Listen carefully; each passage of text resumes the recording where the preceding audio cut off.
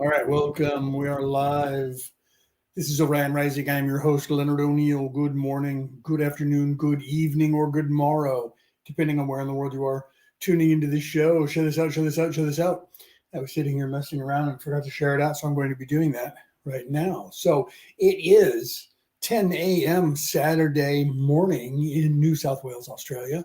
That is 3 p.m. Friday night on the west coast of America. Welcome, welcome, welcome. Share this out, share this out, share this out, share this out. I'm going to share it out. I was not sharing it out while the music was playing. I was messing around and realized I hadn't shared it out. So I'm going to share it out real quick here. Let's get it shared out to everybody. We are live on Facebook and YouTube today. We also go live on TikTok, but I haven't done it.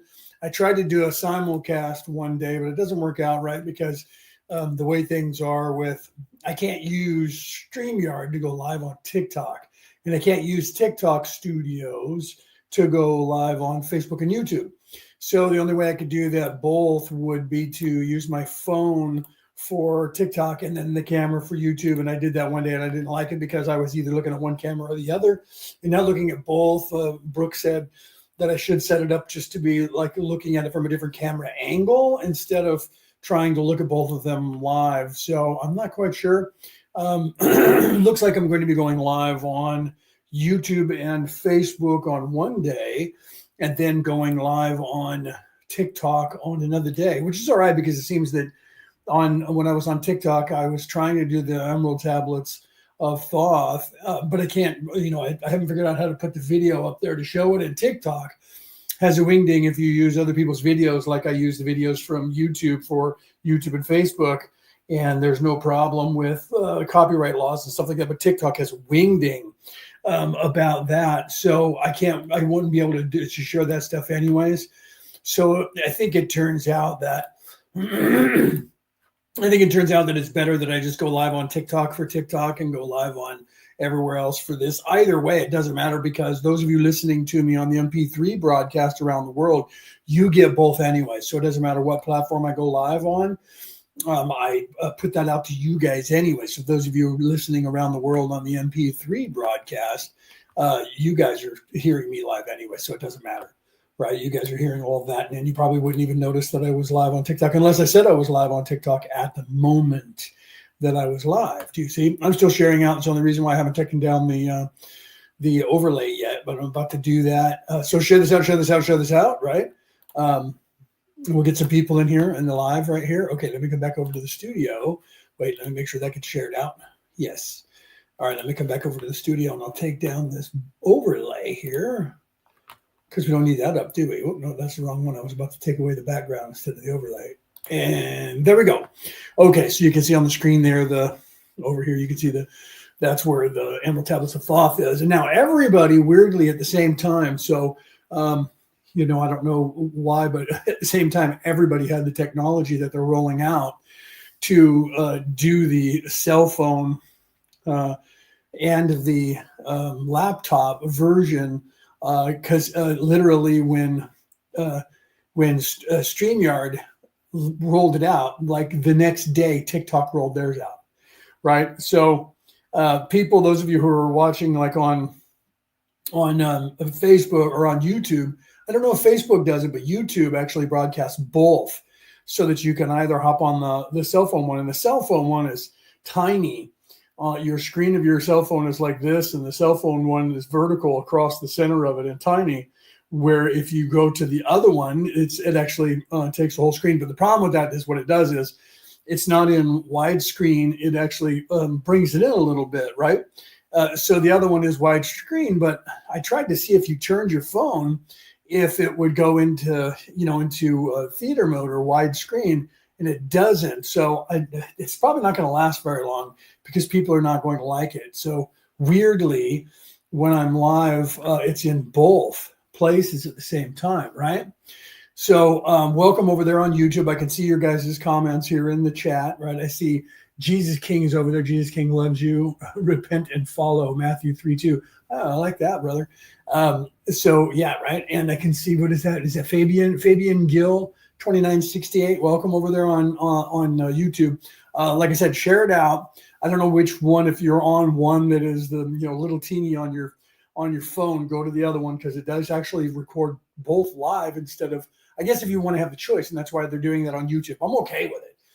It's just that some people don't like the layout of the new thing for your phone over there. I'm not quite sure what's going on with that. And TikTok doesn't seem to, no one really seems to say anything on TikTok when I'm doing it on that platform.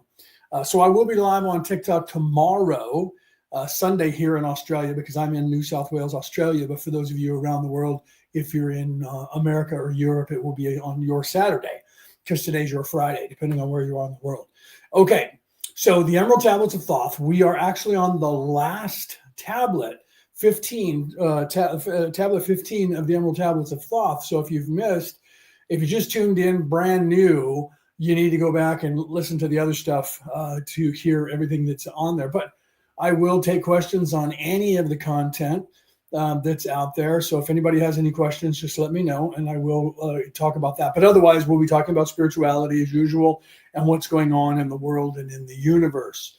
Okay, so like I said, if you're in the crowd, say hello in the chat so that I know you're here. And I will check Facebook, because sometimes, weirdly, the Facebook thing doesn't come into the chat for some reason. It's supposed to, but every now and then it doesn't. So I don't know what's going on. So I'm going to turn it on here and expand it, and you guys will hear it. Sorry about that, but I want to bring that up. So if anybody says anything, I'll have actually a monitor up for that. So I apologize for that in the background there. Okay, so like I said, make sure you share it out and make sure you say something in the chat so I know that you're here. Otherwise, I'll just see numbers, right? So welcome, everybody. So let's go ahead and get started on the Emerald Tablets of Thoth, tablet number 15. In fact, it's even labeled in this particular video as supplemental. So we'll go ahead and talk about that. And then if you guys have any other questions, please make sure that you say something in the chat, because if you don't, then I won't know what questions that you have. This is why I'm here. I'm here to answer questions for you. Okay, so let's go ahead and do a sound check. Somebody let me know if you guys can hear this when I start playing it. I'm going to turn the sound up here in the studio so that you guys can more than likely hear it, but let me go over here to Facebook. In fact, let me put this up at full screen. Right, and then when you put it up in full screen on the other one, it just kind of lowers on the cell phone version, which is weird. Okay, let me go over here and we'll start playing it. You guys let me know if you can hear this last bit, which is only like, I don't know, 5 minutes long or something. So we'll go ahead and start playing that, and then we'll just continue to talk about things. Tablet 15, Supplementary, Secret of Secrets.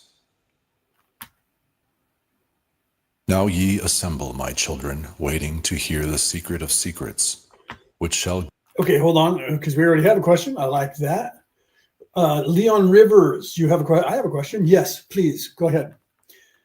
Ask your question, and I will answer it. Whatever the question is, it doesn't even matter what it's about. If I don't know the answer to it, I'll tell you I don't know the answer to it.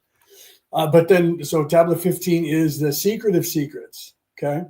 So that's where we are in the Emerald Tablets. But Leon has a question, at Leon Rivers. So go ahead and type that in the chat for me, please. I'll wait for you. I know there's a lag, so it'll take you a few minutes, about 35 seconds or 40 seconds. And then if your question is long, it'll take you a while to type it. But please go ahead and type it. I'm going to go ahead and start playing this while you're typing that, and I'll stop when I see your question, and then we will continue. Give ye power to unfold the God-man. Give ye the way to eternal life.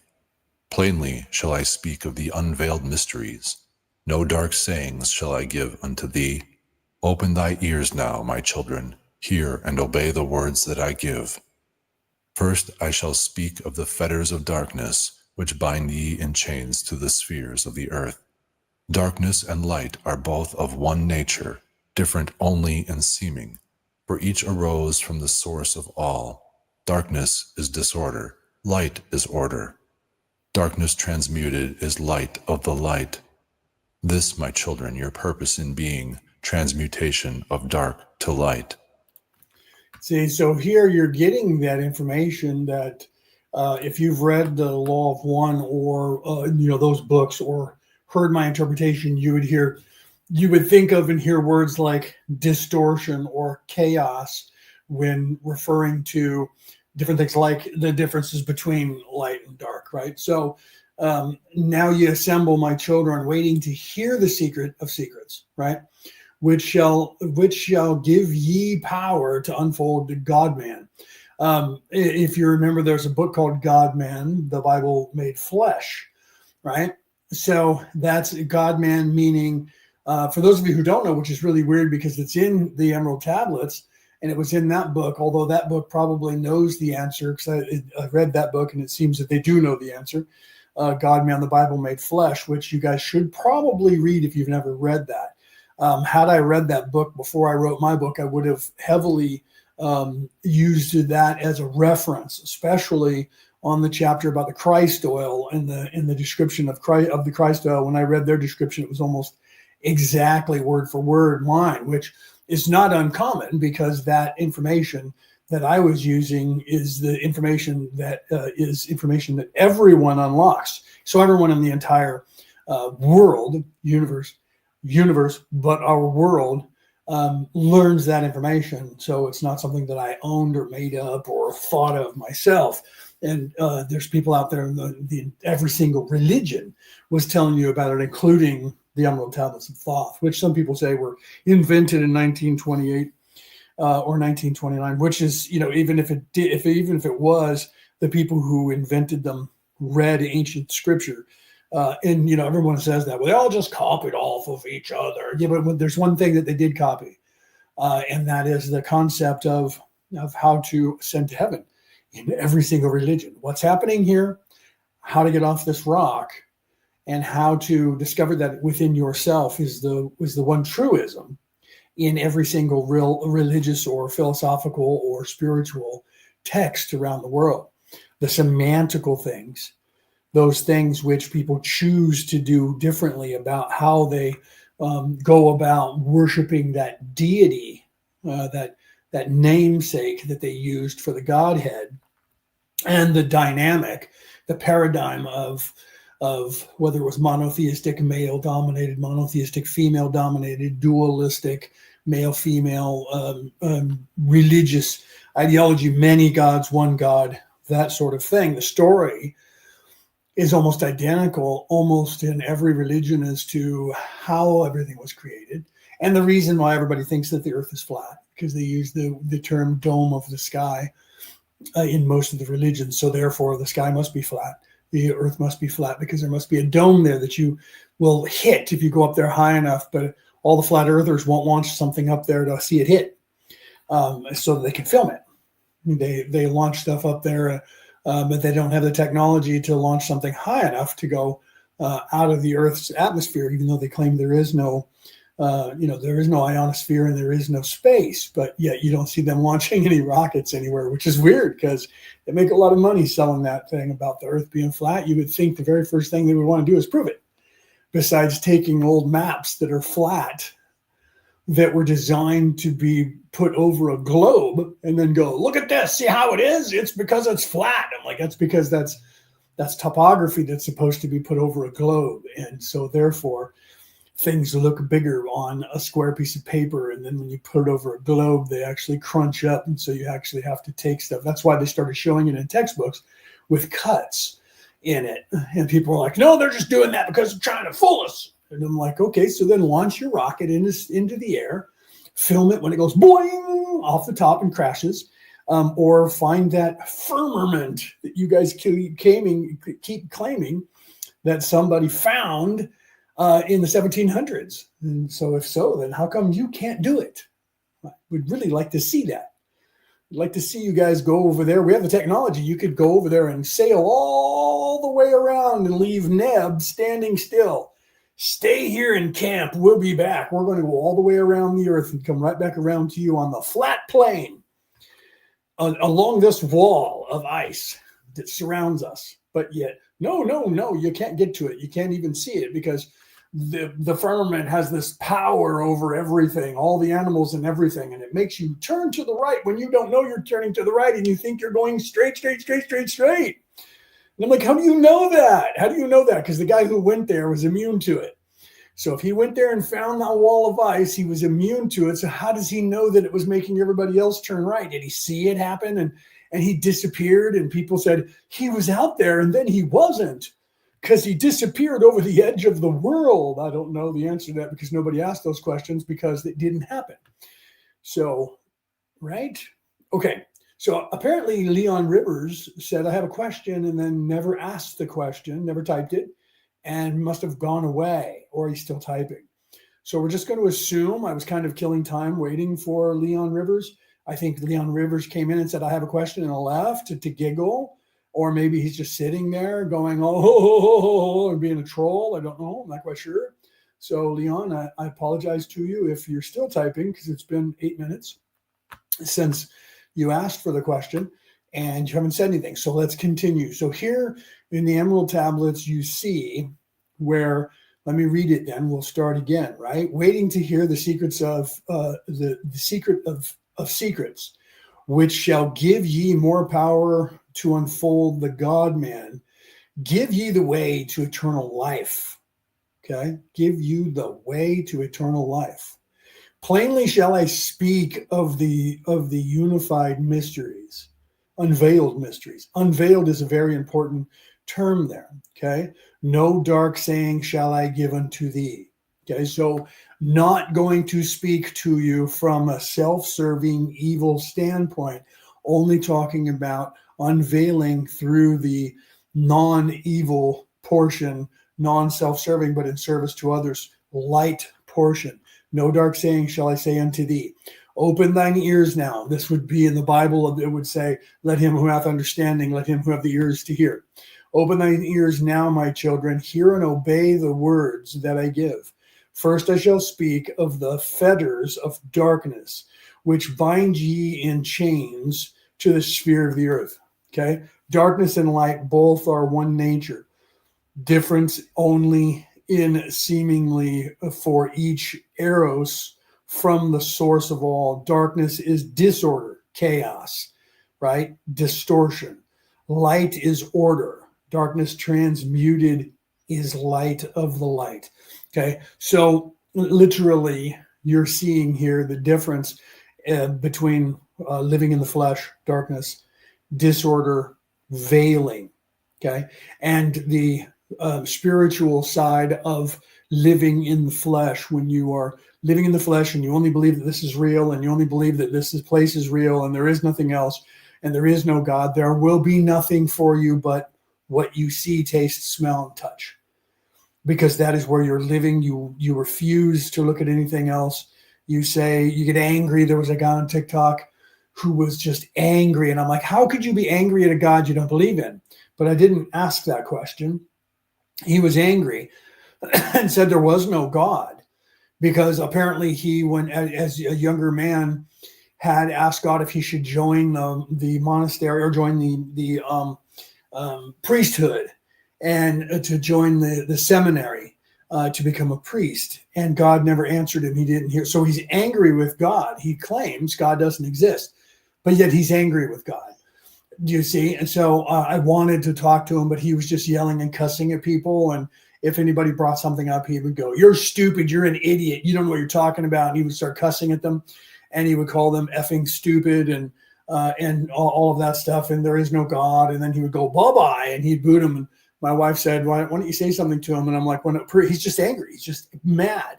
How can he be mad at something that he doesn't believe in? Right? That was like, there was a guy in the United States that was trying to get the word under God taken out of the Pledge of Allegiance, and the word under God taken out of everything and off the money in the United States, because he didn't believe in God, and his son shouldn't have to hear these words in school, because he came home and asked his dad about it. So he was suing as a atheist, and he said he doesn't believe in God. So then when I heard the tape, saw him, when they were playing it on the news, and the judge asked him, again, the judge said to him, you do not, is that correct? You do not believe in God? And his response wasn't, "You're correct. I do not believe in God. I am an atheist." His response was, "I defy your God. I defy your God." So I laughed, because I said, well, if he defies the God, why isn't somebody asking him that question?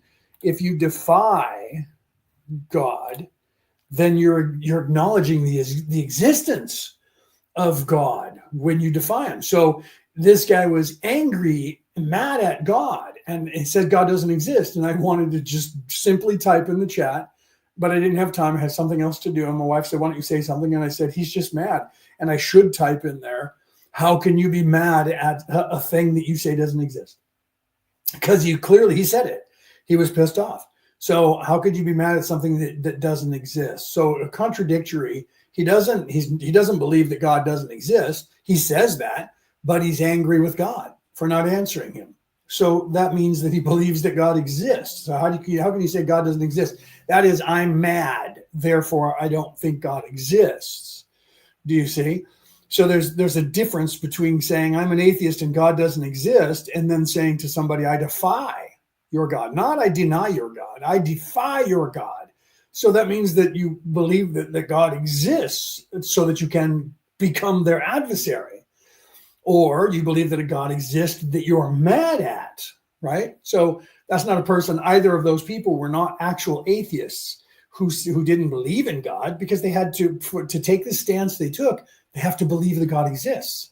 To be angry at something, you have to give it life. How can you be mad at something that's not there, right? That would be like, I'm mad at this tree. And people go, what tree? There's no tree there. Yes, but I'm mad at it. I don't believe there's a tree there, but I'm mad. Well, hold on. If you don't believe there's a tree there, and we also say there's no tree there, how can you be mad at a tree there? Do you see that? Because there's a tree there, because people keep saying there's a tree there. Do you see my point? Right. So because people say there's a tree there, I'm mad at it. I don't believe there's a tree there, but I'm mad at it. No, well, okay, there's your problem. Therein lies the problem. So most people, is my point, most people don't realize what other people are actually saying, right? He's hurt because God didn't answer him directly, and he hasn't learned that, whatever lesson he was supposed to learn from that. Okay. So same thing when other people will come onto your live and say, you don't know what you're talking about, but they don't offer anything other than yelling at you and cussing at you, being trolls, trolling you. It's the same thing. That guy's trolling God and saying God doesn't exist. Well, you're making yourself popular by trolling the same thing you don't think exists. And right, there was another whole group that were doing that, and they were talking that God doesn't exist. And I was like, well, then why are you guys talking about, if God doesn't exist, why are you wasting your time talking about it? Because you're trying to prove to people that God doesn't exist. Why is that important to you? If God doesn't exist, why is it important that you go after the people who believe in God and try to tell them they're stupid and that they need to not believe in a God? What does that matter to you? Right? So there's my point of that. So here you see that in the Emerald Tablets, the secret of secrets is that, first of all, there is that duality. Let's start here right in the beginning, and we'll continue with this. Okay. So the secret of secrets is, which he shall give you, right? That no dark saying shall I give unto thee. Open the ears now. So he let him who hath understanding reckon what? Let those of you who have the ears to hear. Open your ears now, my children. Hear and obey. They love to use that word in the ancient times. Hear and obey the words that I give you. First I shall speak of the fetters of darkness, which bind ye. Right? So now we're talking about the veiling. So darkness veils you currently. When you're born into this place, you have the veil of darkness. You cannot see. Your third eye is closed. You cannot see beyond this physical place. Okay, which binds ye in chains to the sphere of the earth. So the nature of the beast is the beast itself. You are the beast. As a matter of fact, nature is the beast. Right? And people say, no, that's the devil. It's 666, the number of the devil. That's just not true at all. That was a mistranslation of the Bible. Let him who hath understanding reckon the number of the beast. Right? You guys recognize that out there. And then the wrongful translation happens right after that. From let him who hath understanding reckon the number of the beast, for it is a human number. Wrongful translation. That was a wrongful translation of a wrongful translation that was done on purpose. Okay, so let him who hath understanding reckon the number of the beast, for it is a human number, and its number is 666. A human number was changed and it was not, and it was changed from a saying that was also changed. It was changed in the 1500s by King James, who reworded it to, for it is a human number. Okay, for it is a human number. King James changed that. Let him who hath understanding reckon the number of the beast, for it is a human number, and its number is.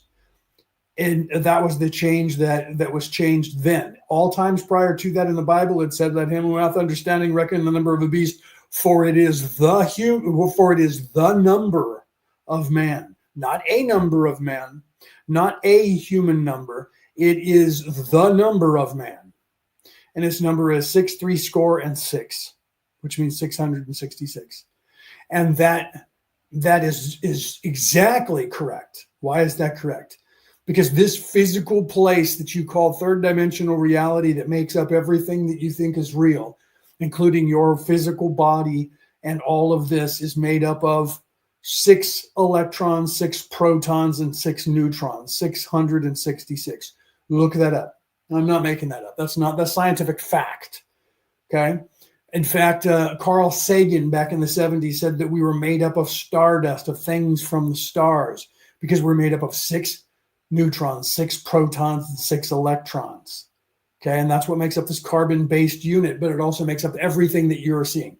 So for it is the number of man, 666. So nature, this place, okay, this place is the beast. The beast is living in the flesh. So here you have this. Hear and obey me. First I shall tell you of the darkness which binds ye in chains to the sphere of earth.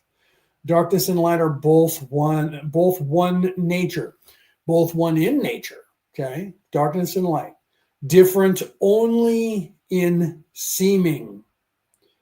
Different only in seeming. Do you understand that word? Your perception, your focus determines your reality. Your perception determines reality. Different only in seeming.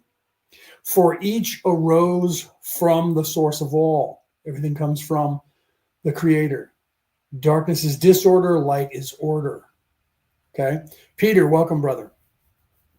Okay. So literally, the darkness which binds ye in chains to the sphere of the earth is the veiling of the third dimensional place, of this place, of nature. Darkness and light are both of one nature, different only in seeming. Your perception is the difference between light and darkness. Your focus is the difference between light and darkness. Your choice between being self-serving or in service to others is the difference between darkness or light. Darkness is disorder, chaos. Light is order. Darkness is war, anger, masculine, aggression. Order is feminine, love, caring, nurturing. Darkness transmuted is light of lights. Okay, let's continue here. So darkness transmuted is light of lights, light of light. Hear ye now of the mystery of nature, the relations of life to the earth where it dwells. Know ye are threefold in nature, physical, astral, and mental in one. 3 are the qualities of each of the natures, 9 in all, as above, so below.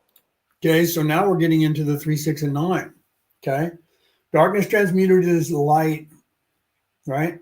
This, my children, your purpose in being transmutation of darkness to light. Hear ye now of the mystery of nature, the relation of life to the earth where it dwells. Know ye that ye are threefold in nature, physical, astral, and mental. Perception. Physical, the lower 3 chakras, living in this place, believing this place is real. Astral, spiritual, upper 3 chakras, and mental. Mental being your mind, thinking, your ego, and your conscience, not your consciousness. Okay. So those are the triple toroidal field. You have perception, you have physicality, spirituality, physical plane, spiritual plane. your mental ability to choose which one of those you want to live in. Okay, let's continue. In the physical are these channels, the blood which moves in vertical motion, reacting on the heart to continue its beating. Magnetism which moves through the nerve paths, carrier of energies to all cells and tissues. Akasa which flows through the channels, subtle yet physical, completing the channels.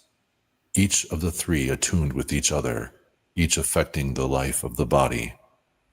Form them the skeletal framework through which the subtle ether flows. In their mastery lies the secret of life in the body, relinquished only by will of the adept when his purpose in living is done. Three are the natures of the astral. Mediator is between above and below, not of the physical, not of the spiritual. Okay, so that's the 6 energy. Okay, do you understand that? Each of the 3 attuned with each other, each affecting the life of the body from the skeletal framework through which the subtle ether flow.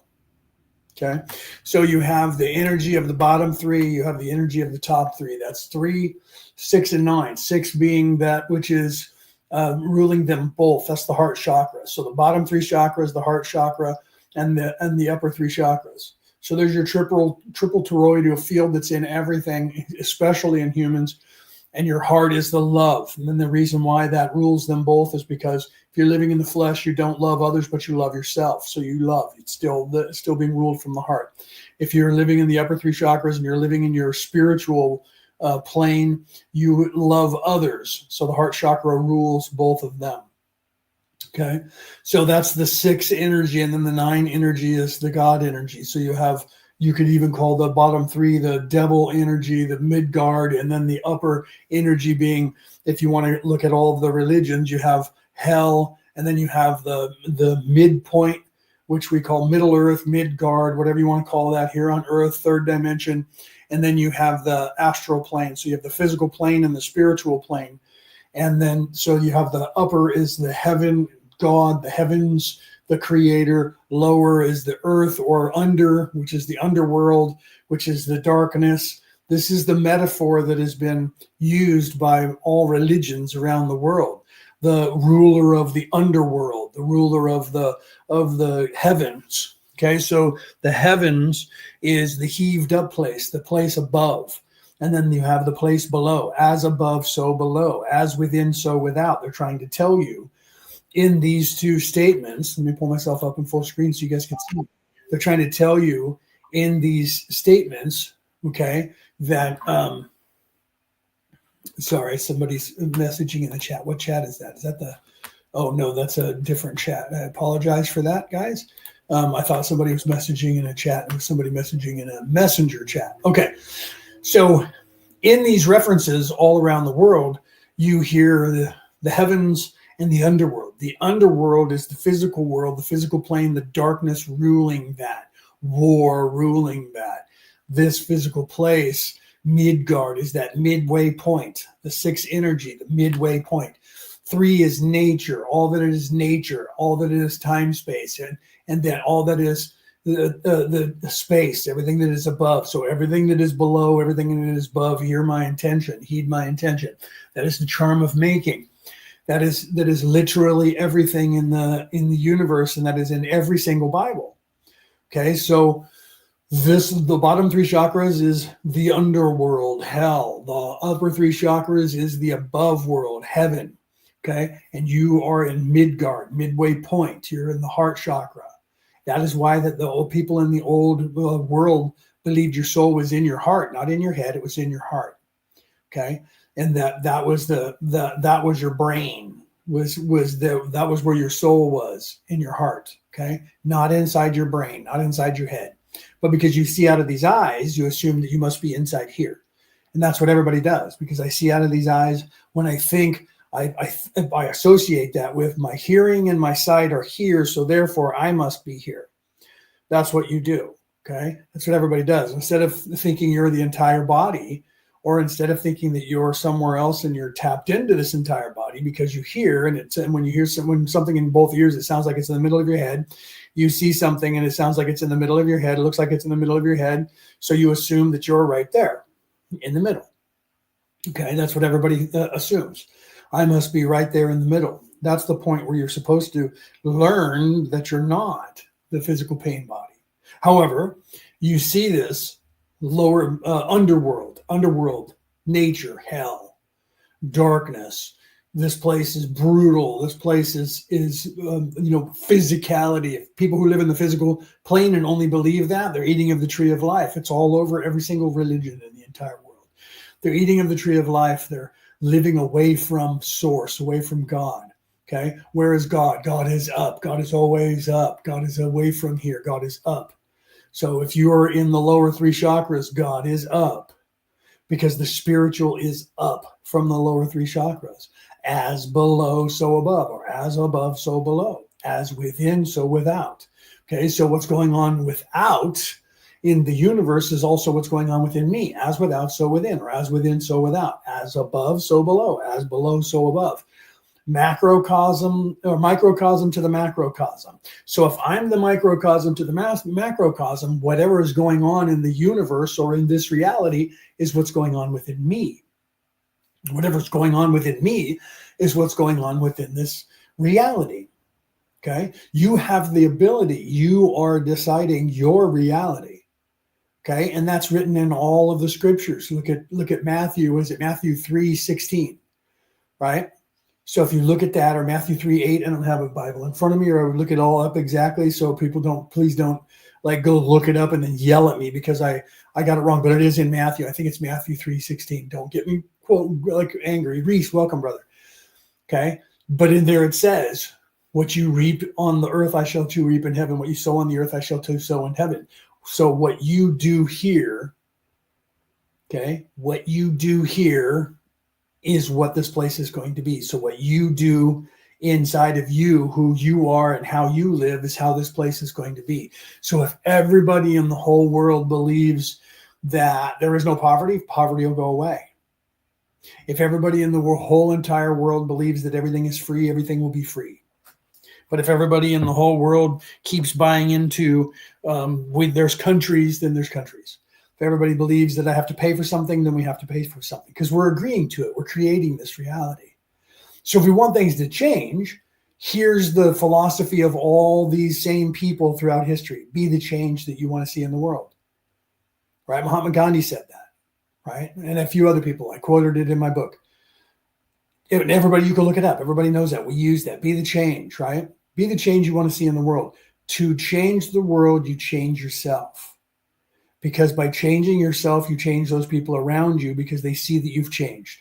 So if you change and other people are inspired by you, they'll change, and other people will be inspired by those people and they'll change. So if you want the world to change, you can't scream at the world. You got to scream at yourself, fix yourself, and then you can fix the world. So literally you see, even if you think it's made up, created, made up emerald tablets, okay, it was created and made up of something that's actually real, or and maybe it was borrowed from everything. Everything was borrowed from everybody. Everybody borrowed that from somebody older and somebody older and somebody older. What are they borrowing? What are they borrowing? Everybody says that. But that book was based on this other book, and that book was based on another book, and that book was based on another book. What was based on another book? Well, all of it. What is all of it? See, they don't want you to know that. They keep you away from it. They keep you looking for this older and older and older and older. And so they just made it up. They just created it and just made it up. It's not real. It's not real. They just made it up because they borrowed it from some other religion. What are they borrowing? What they borrowed is the same exact knowledge. I don't think they borrowed it as much as they copied it, or as much as they actually figured it out. Okay? Because it doesn't matter. Say you never read any scripture in your entire existence, your entire life, you've never read anything. You don't know anything about any churches. You don't care anything about any churches. You're just living your life. You will unlock the exact same knowledge that is in all of those books, whether you read them or not. You will unlock the same knowledge. Okay? Whether you read anything that's spiritual in any way, you will unlock the same knowledge, because that knowledge is universal. That's the part that freaks people out. Because when you unlock the knowledge and you go, I got the whole entire universe figured out, I don't even care about that religious crap that you guys keep learning. I don't know anything about it. I've talked to people who have done that. I've never read any religious text or spiritual text in my entire life. Well, tell me how the universe works. I've been meditating on that, or I've been praying on that, or I've just been thinking about that, because they stay away from the whole idea of spirituality, philosophy. Well, what have you figured out?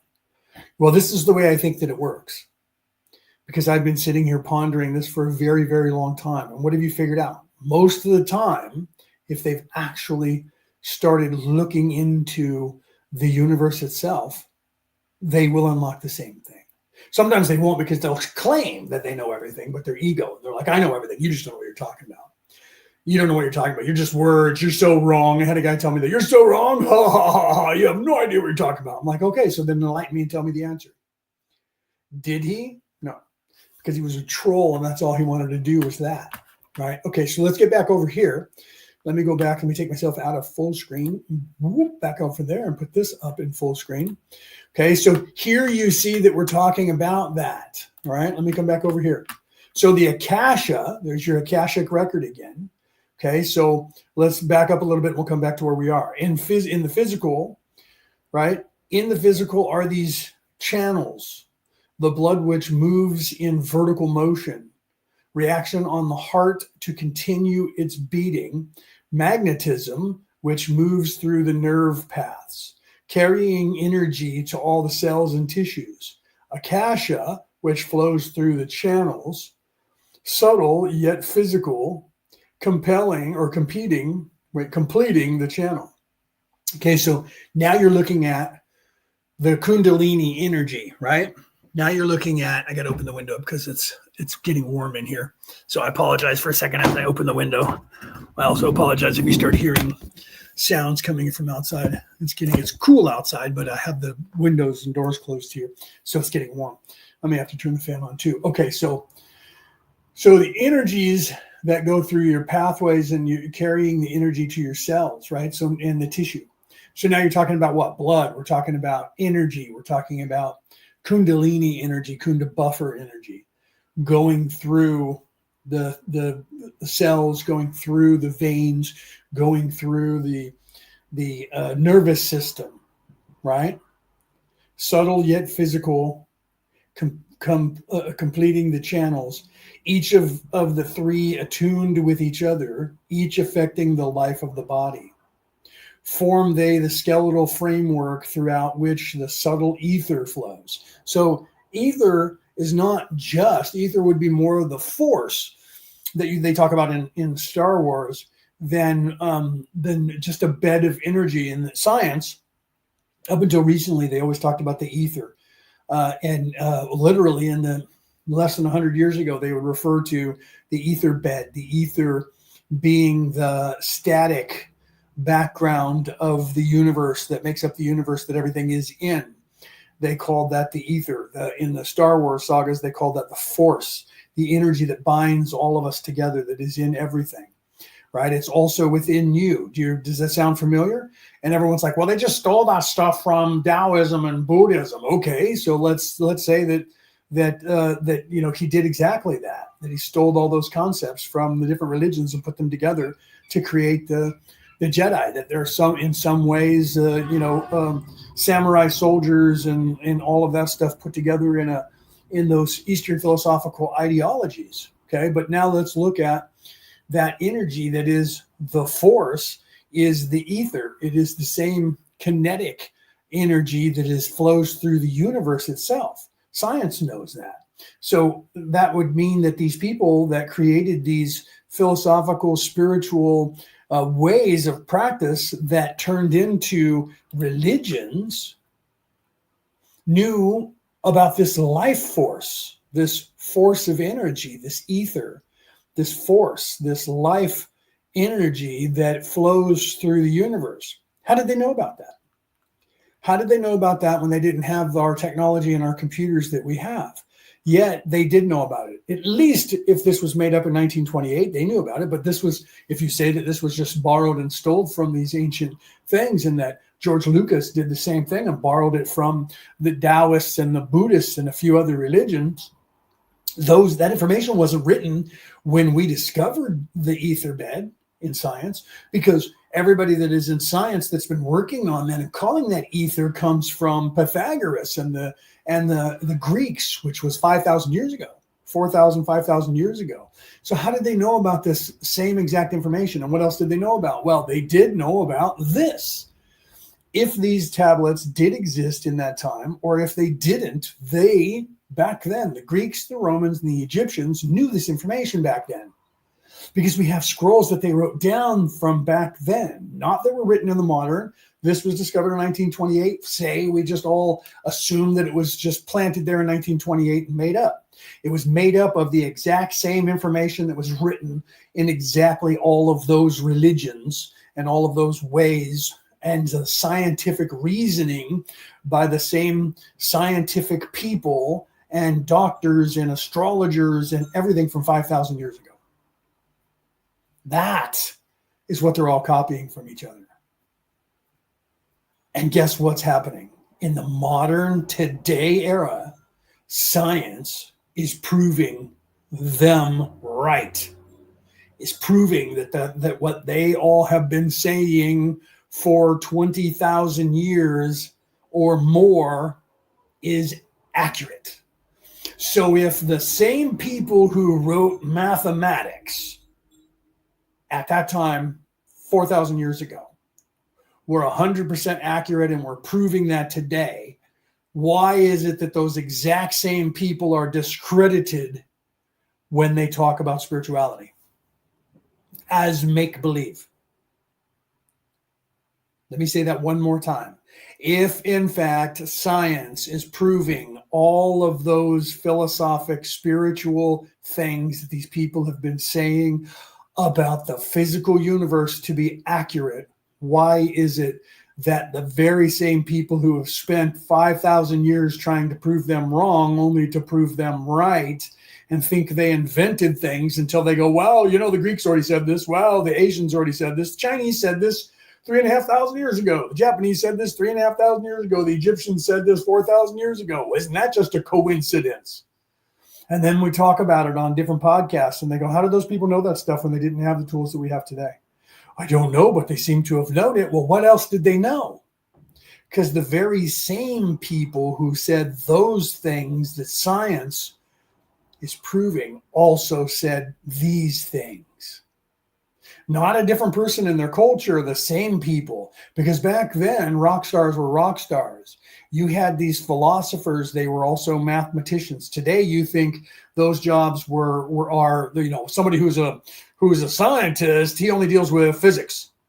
And he only deals with the math of physics. And then there's an astrologer and an astronomer, and they're completely different ways of life. And those people have a certificate for that thing, and that's all they do. And they're an expert on that thing. Okay. And then you have the people that are doctors, and those are the people that are only the doctors, and that's what they have knowledge in, because that's the way it is today. Today, we have every single thing cut out into professions. Astronomy is an astronomy professional. An astrologer is an astrologer professional. Physics, which type of physics do they deal with? Grand unified theories or string theory or math? Are they theoretical physicists or are they applied physics? Do you see? It's been cut out into little teeny segments where they only deal with one thing, and that's it. In the modern day, 5,000 years ago, one guy would be doing all of that. One guy would have the knowledge of the doctors and the chemicals and physics and astrology and astronomy. One person. There might be several of them, but they all had that kind of knowledge. Okay, so they were all doctors of all of that stuff. And they didn't have people go, well, where's your piece of paper that says that? Because they were talking about things that they knew and they could prove. And they probably had some sort of degrees like that because they went to college and they went to schools. but they didn't have professions to where they were fine-tuned to the point where they were just this one little teeny avenue. Like I discovered, he talks about string theory his entire life. That's all he knows. Profession of string theory. This guy is the professional of theory, and that guy's the professional of numbers. And that's not the way they were back then. So the people back then talked about all of this stuff, and everyone knew it, and they all talked about it. Some people just didn't get involved in spirituality or metaphysics or things like that, but people knew about it. They talked about it. So the people back then who were the ones who talked about all of this physics that has taken 5,000 years for modern physics to start figuring out, what everything they start figuring out is exactly what they already knew. And what happened? Why did we forget that? We forgot it at some point. What happened? How did we forget it at some point? Okay. We forgot it at some point because people made that happen. People burned books. People burned scrolls. People stopped teaching people about things and only kept it for themselves and their own family members at a particular time. Okay. And that is what has happened here. Okay. That is what has happened here. So people who decided that we need to make sure that nobody knows anything because they're easier to control did that. You don't have to believe me. Look it up in history. There is a definite timeline where things fell, the fall of the human race, where all of the books were burned and all of the education stopped, and then we don't know anything. And we're rediscovering the entire world, the universe, and how it works. And we think that we're the cutting edge of everything. And then when we look at these very people who are written down as philosophers and things like that, what do they know and what are they talking about? Well, they're just, they're talking about this craziness. And then when we start looking it up in physics, we start going back to what these people said. Well, there was this mathematician, his name was Pythagoras. And Pythagoras was, he invented all these numbers, and it looks like he was right 5,000 years ago. Pythagoras also talked about the ether bed. Pythagoras also talked about God. Pythagoras also talked about spirituality. Okay. But that information wasn't known to everybody, and they just go, well, let's see what he knew about physics. Let's see what he knew about math. We're not going to listen to whatever else he said because he's just crazy there. They also thought that these guys didn't know anything about math, and you're finding out that people all over the world all knew the same things about the universe. They all knew about it. They all knew all this math that we're just figuring out now. Well, they couldn't have, because if they did, they would have created all the technology that we created. No, they didn't need it. They didn't need all the technology, so they didn't create it. Okay? So that actually happened, and things fell. And that was designed by people. That was designed by people so that they could stay in charge, right? I wrote a book about it. This is a perfect time to pay the bills. What is the reality about reality? Returning to the old ways. It is a comprehensive book about what is really going on here on this planet. It talks about the true spirituality that the controllers who think they own this planet have been keeping from you for thousands of years. It explains to you the knowledge that you gain from the universe itself when you live the way the prophets of the world throughout time told us how to live.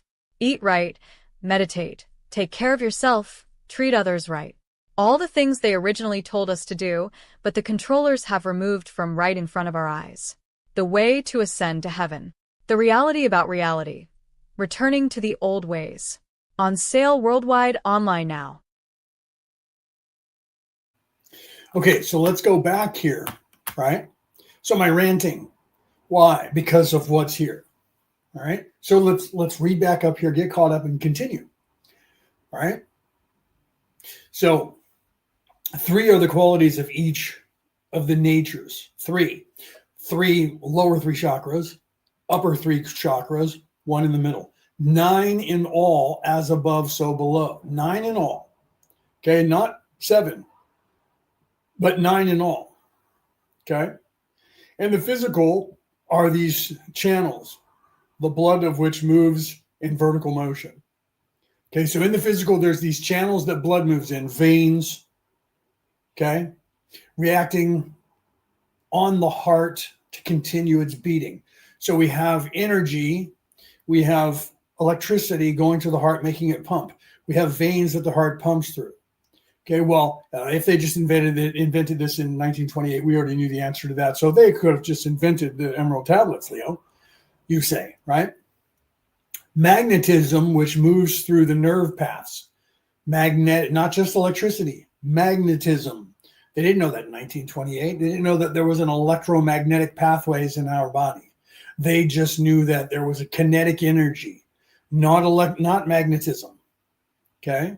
Carrying the energies to our cells and tissues, akasha, right, which flows through our channels. Subtle yet physical, completing the channels. Each of the three attuned with each other, each affecting the life of the body. Form they the skeletal framework through which subtle ether flows. In their mastery lies the secret of the life in the body, okay? So let's continue. But able to move above and below. 3 are the natures of mind, carrier it of the will of the Great One, arbitrator of cause and effect in thy life. Thus is formed the threefold being, directed from above by the power of 4. Above and beyond man's threefold nature lies the realm of the spiritual self. 4 is it in qualities, shining in each of the planes of existence, but 13 in 1, the mystical number. Based on the qualities of man are the brothers. Each shall direct the unfoldment of being. Each shall channels be of the Great One. On earth, man is in bondage, bound by space and time to the earth plane, encircling each planet a wave of vibration.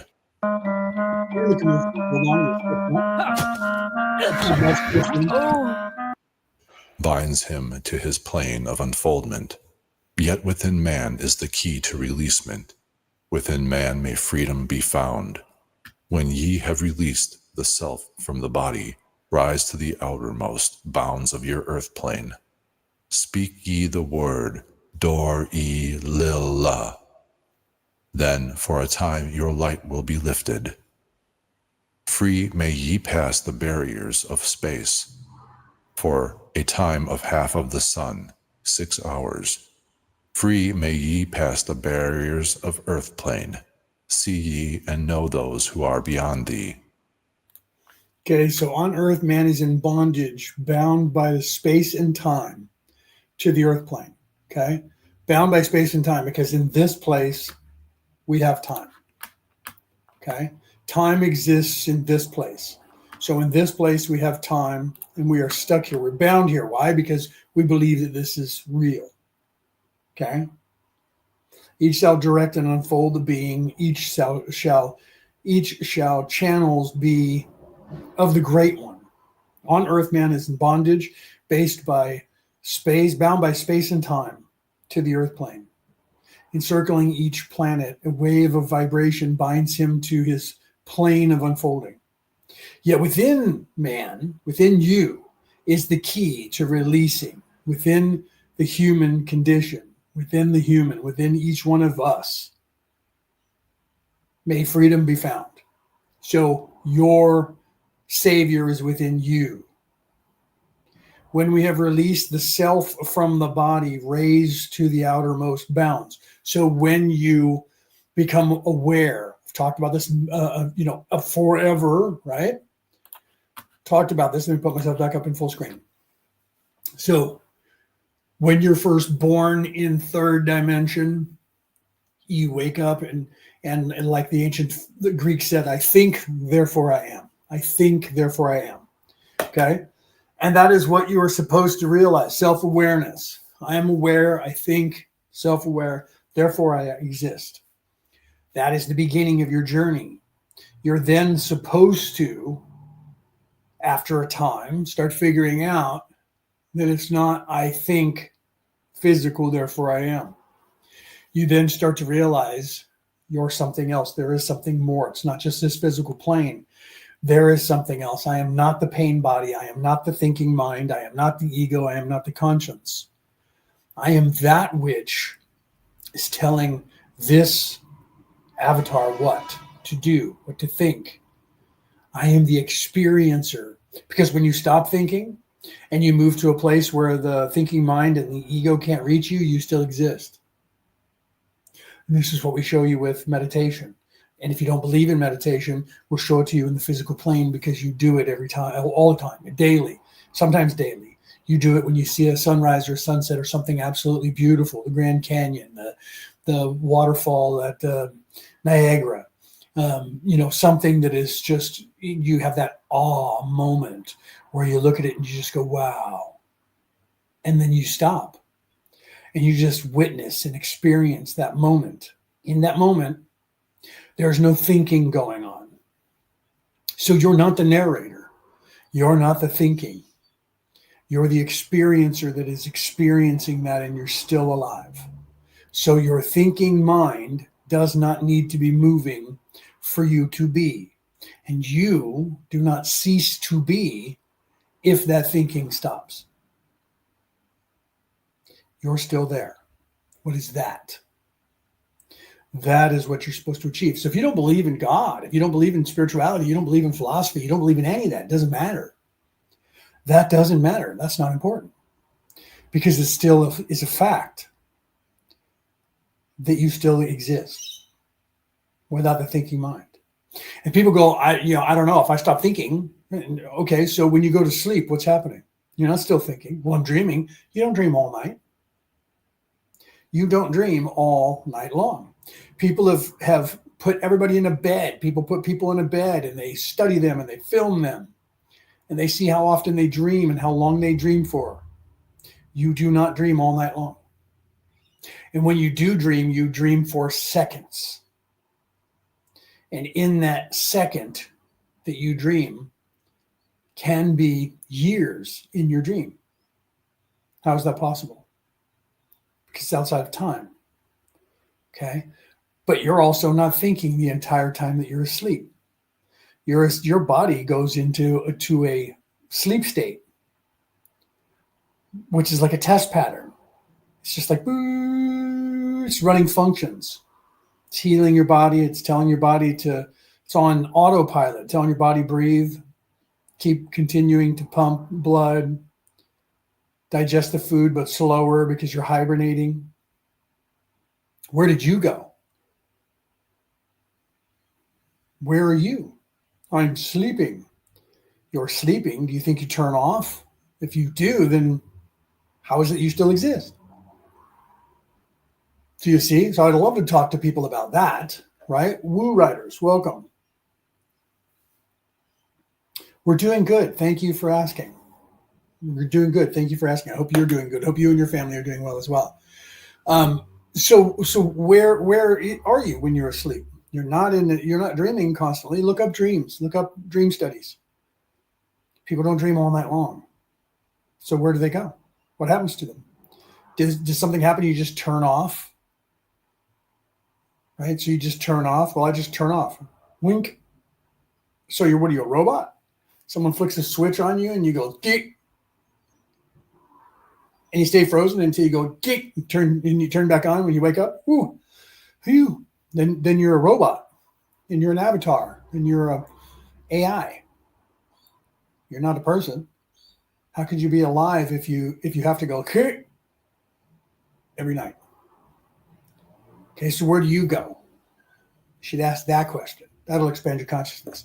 That is what that is about. So you start pondering that. And eventually you're supposed to get to the point where you say, first it's I think, therefore I am. Then you're supposed to get to a place where you go, I am, therefore I think. I am, therefore I think. Okay? I am not the pain body. I am not the thinking mind. I am not the conscience. I am not the ego. I am something else. That's when you're moving into the upper three chakras, into the spiritual. I am actually something that is eternal. I am something that is outside of this time, space. This is what in this last portion, let me put it back up on the screen here, in this last portion of Emerald Tablet 15, it's what they're telling you. Let me go back over here and then we'll continue, right? So, literally, bound by space and time to the earth, encircling each planet, a wave of vibration as above, so below, binds him to the plane of unfoldment. Okay, binds him to the plane of unfoldment. So if you're in in the act of unfolding. That means you're in the act of becoming something. Within man may freedom be found. When ye have released the self from the body, raised to the outermost bounds. Okay, so when you realize I am something more than being stuck in this body, I am, therefore I think, is when you start expanding your consciousness to start unlocking this information. It's being told to you right here. Let's continue here. Yea, to the highest worlds may ye pass. See your own possible heights of unfoldment. Know all earthly futures of soul. Bound are ye in your body, but by the power ye may be free. This is the secret whereby bondage shall be replaced by freedom for thee. Calm let thy mind be, at rest be thy body. Conscious only of freedom from flesh, center thy being on the goal of thy longing. Think over and over that thou wouldst be free.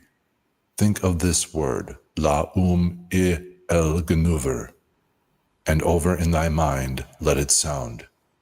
Drift with the sound to the place of thy longing, free from the bondage of flesh by thy will. Hear ye while I give the greatest of secrets, how ye may enter the halls of Amenti. Okay, so literally, right? You're thinking of a word. They says think of this word, la il ganuver. Well, we don't know what those words mean in English, right? But you can imagine what would that be that you would be thinking over and over in your mind to break free of things, right? We could probably try and look those up. I don't know what those words mean, right? I mean, there was also a word, dor e lil la, speak those words. So you have to figure out some things, right? But when ye have released the self from the body, raised to the outermost bounds of the earth plane, speak ye the words, then for a time your light will be lifted. Free may ye pass the barriers of space for a time of half of the sun, 6 hours. Free may ye pass the barriers of earth plane, see and know those who are beyond thee. Ye, right, yea to the highest worlds may ye pass. See your own possible heights of unfoldment. Okay, so here's that unfoldment again, where you're learning to fly, where you're learning to leave the body. You're learning to leave the body by what? Meditating, by praying, by imagining it, by what? By a Zen moment, by an out-of-body experience, by dream walking, by a dream, all of the above, none of the above. Okay, unfoldment, heights of unfoldment. Know ye all earthly futures of soul. Bound are ye in your body, but by the power ye may be free. This is the secret whereby bondage shall be replaced by freedom. Okay? So you have to calm the mind, right? Calm let thy mind be. At rest be thy body. Conscious only of freedom of the flesh. Center the body, right? So let me just start translating this into modern English for you. Okay? So you're bound to your body, but by your own power, you can be free. This is the secret of the bondage and how to become free. Okay? Replaced by freedom for thee, right? Calm your mind, be at rest. So relax, get yourself into a calm place to meditate, lay down, don't fall asleep, sit calmly, calm your mind. Be conscious of your intention should be focused on conscious only of freedom from the flesh. So you think calmly, focus your thoughts on being free from the bounds of time and space. Center your being on the gold that you're longing for. So center yourself, calm yourself, ground yourself, and then focus focus on being not just in the body, but who you are, who you truly are. Think over and over that you want to be free. Okay? So over and over in your mind, let that sink in. I want to be free. I don't want to be stuck here by the bounds of the physical plane. Who am I? I am not the pain body. I'm going to be doing a meditation, by the way. And I think I'll use this as the first guide of the meditation for the first meditation. I'll be doing videos. So to literally move from the physical plane to a different plane. Drift with the sound of the place of thy longing. So this is why in meditation that we'll say, go to your happy place, whatever that is. Sometimes we tell people go into a cave.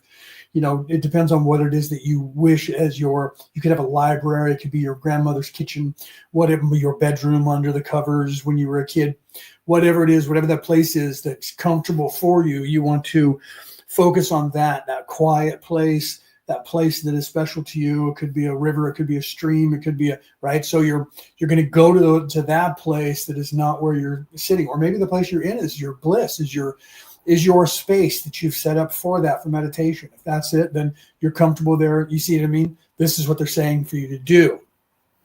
Okay. So you think about that over and over, drift to the sound of that place, free from the bondage of flesh you will be. You will then be out of body. You will then start to realize, I am not that body. Okay.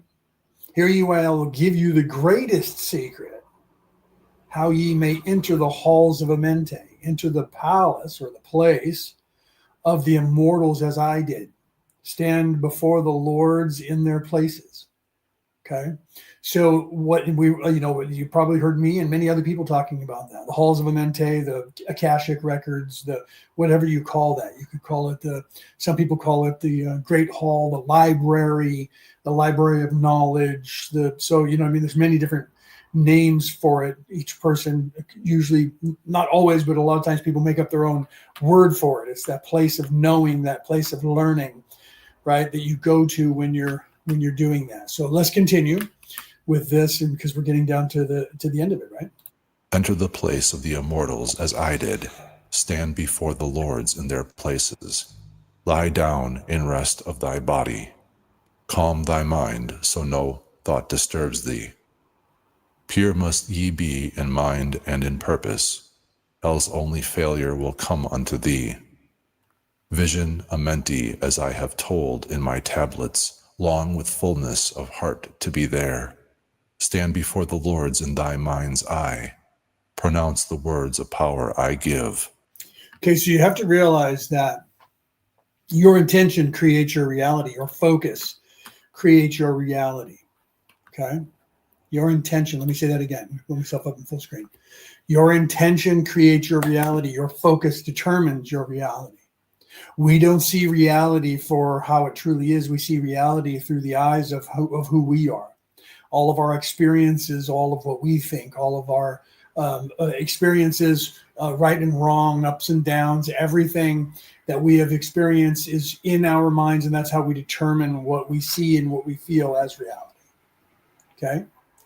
So we never truly perceive reality for what it is. We every single person, you get 10 people together and show them something or have them do something, the same experience, put them on a ride together at Disneyland, separate them after the ride at Disneyland and ask them to tell you and explain to you the ride at Disneyland, you're going to get 7 different, however many people you have there, stories of what they felt, what they remembered, and what experience they had. That's important.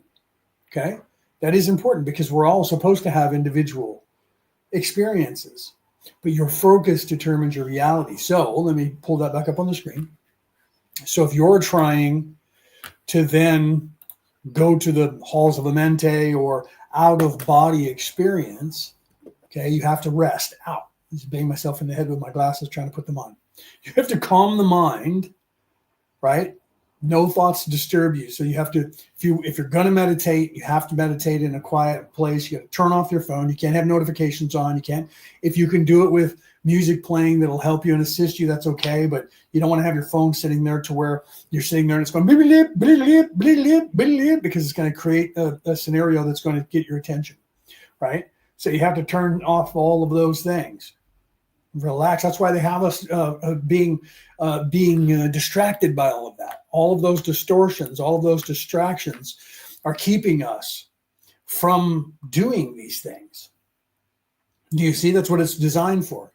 Your cell phone, if you look at people nowadays, they're walking down the street, 90% of them are staring at their cell phone, walking to their car, staring at the cell phone, walking down the street. It's rare when you see people not looking at their cell phone. That distraction is keeping you from pondering anything in life, except for, what was that? What were they doing there? Look at that kid. Look at that kitty. It's so cute. And today the AI is blowing up grandma across the street from a cat. Cat's coming out with bazookas, and you know what I mean? It's all that crazy stuff. So you want to lay down, you want to rest the body, calm the mind so that no thought disturbs you. So you don't want to have all of your stuff turned on. You need to have it turned off so you don't hear that. You're not distracted. Close your eyes, relax. I used to do this a lot when I was younger. A lot. Else only failure will come to you, right? So then you vision what that place is in your mind. See, I got to go through this with people all the time. In fact, I'm working with Brooke. I'm working with my wife right now so that she can visually see the halls of Amente. So what does it look like to you? Right? Because it's going to manifest to every single person slightly different, even though the things are the same. Some people will then, over time, start seeing it exactly the way other people see it. Because everything that is created by the minds of everybody. So everything that is going on here on the earth is going on the earth because we're all recreating it. We're all agreeing on it. We all agree that there's countries and governments and monies. That there's a societal structure that we are all living in that is global, and that we have to abide by those certain laws because we've all agreed to that, right? Each country has a set of laws that we agree to. And that means that those laws are being upheld, and we agree that they should be upheld because we're people who are civilized, and we believe that there should be laws that govern so that people don't do bad things. Do you see? Right? Oh, we only believe that because somebody told us that we have to do that, right? That's somebody who wants lawlessness. Otherwise they wouldn't, because there are just some things that we shouldn't be doing. People shouldn't be raping and killing other people. Shouldn't be stealing things. Shouldn't be beating people up. Shouldn't be doing certain things. Those are just normal things that you shouldn't be doing, commonsensical things, right? But we all have to agree on those. Otherwise, we're living under a dictatorship, and then we all have to agree that that person is in charge. Otherwise, we'll end up overthrowing that person or whatever. You see my point? So they either force you to live by their leave, or you agree to live by their leave, or whatever. And that's why they've done what they've done on this earth, because they understand that. They understand that, and so they force you without forcing you. They get you to believe and buy into their system without, whatever it is, without harm or without threat to you, by distracting you 24 hours a day. Okay. So if you want to figure this stuff out, you have to start taking time for yourself to learn the self. How do you do that? This is part of it right here. How do you learn the self? Well, you learn yourself by spending time with yourself. Who am I? You have to start asking those questions. So the only way that you can do that and improve yourself is that you have to become no longer subjective about yourself. You're not a slave to yourself. You have to be honest with yourself, objective, be honest with yourself and say, I'm not perfect. I make mistakes. I've made a few. It's in a song, old song from the 1970s, right? By Queen, right? Mistakes, I've made a few. That's part of the lyrics from one of the songs. You have to see that about yourself and realize that. Then you have to learn certain things. I am not the thinking mind. I am not the ego. I am not the painting body. I am something else. I am the witnesser, the experiencer that is causing this body to be alive. I am, therefore, I think. I am, therefore, this body is. That's the expansion of your consciousness past third dimension, past 3D, past this place. This place is not happening to you. It's happening for you. You see that right there. So if you want to get out of here, you have to look at those things. How do I get out of here? You have to look within yourself. Balance yourself, calm yourself, realize yourself is not this body.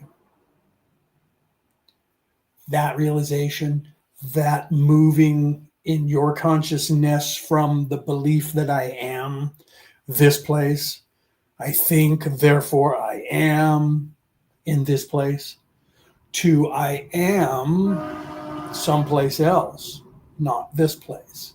I am forever. This body is not.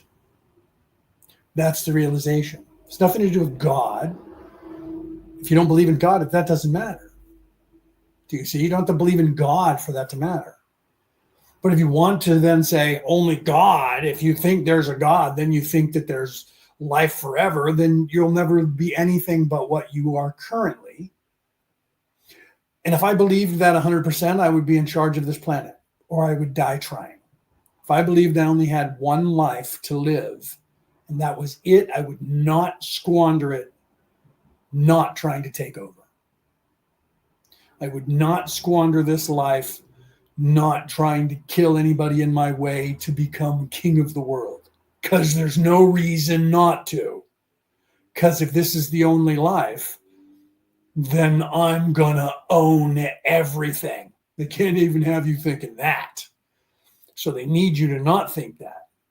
Even though they want to tell you there's no God, but they don't want you going, well, then why the hell am I not in charge?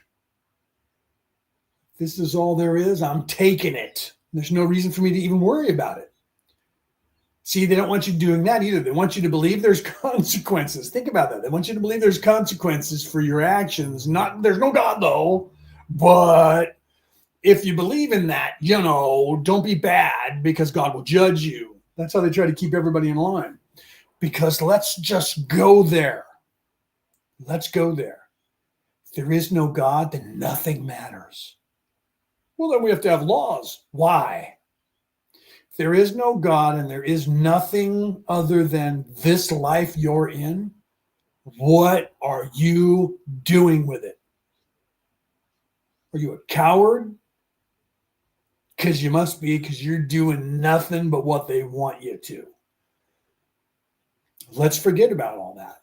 If there is no God and there is no life after this one, why are you settling for what someone else is giving you? So I say this to everybody when they say, well, there is no God, and I'm just a product of my environment. That's a cop-out. You're weak. You're useless. And you need to be executed. People look at me and go, what? The hell did you just say? Because if you believe there is no God and there is no afterlife and there is nothing but this life, then why are you sitting on your ass complaining about life? You should be taking it by the balls and making it give you what you desire. That's what they're doing. That's what they're doing. So no matter what you believe, you shouldn't be settling for crap. So if there is no God and there is only this life, you should be trying to make sure that you have a really good one. And then you should be saying to yourself, well, then my kids, I'm going to make sure that they have a good one too. That's what rich people are doing who are in service to self. They believe there is only one life. And at the end of it, the only thing you have is what you give to your children. And they have taken control of this place to make sure they own most of it, if not all of it, so that they can give it to their kids, so their kids can give it to their kids, and it can be owned by them forever, for all of eternity. Because that's what they believe. They believe there is nothing. And if there is nothing and they're correct, then all of us should believe the same thing. And if that's the case, the Rockefellers need to come down off that fucking mountain because it's mine now. Okay? So no matter what, and this is the purpose of me saying this, no matter what you believe, you shouldn't be settling for just junk. Because if you're scared about dying and you think there's nothing after, you need to get off your butt and do something. Okay? You need to make your life better. Okay? And if you believe that there is something other than this life, you believe there is a God, then what are you waiting for? What are you waiting for? No matter what are you waiting for? Because you should be doing something other than what you're doing, unless your life is great and you love it. If your life is great and you're okay with it and you love your life, then don't listen to a word I'm saying, live it. But if you're wondering about life, what else is there? Is there a God? Is there no God? Am I living in a simulation? Am I not living in a simulation? Is this real? Is this fake? Is this a dream? There's ways of testing all of that. And most of the answers to all of those questions is, still the answer is, get off your butt and do something. Okay? Because if you believe that there's a God, then live your life like that. If you believe there's no God, live your life like that. If you believe this is the only life you have, live your life like that. Because otherwise, if you're looking around at the world and what are you doing? I hate my job. Then why are you working there? This is what I tell people all the time. They're like, I hate my job. Then why are you doing it? Because I've been doing it for 20 years. Why? Ask yourself that. Why are you doing what you're doing? Why are you not doing what you want to do? Because somebody won't let you? Is that what it is? Do you live in a society that when you were born, they said you were going to be a carpenter or a teacher or a shoemaker or a seamstress? Or do you live in a society where you can be whatever you want to be? Okay? Where do you live in the world and what do you do? So if you're in a society that lets you be whatever you want to be, and you hate your job, change it. What do you have to do to change it? Stop being so lazy. That's what's going on.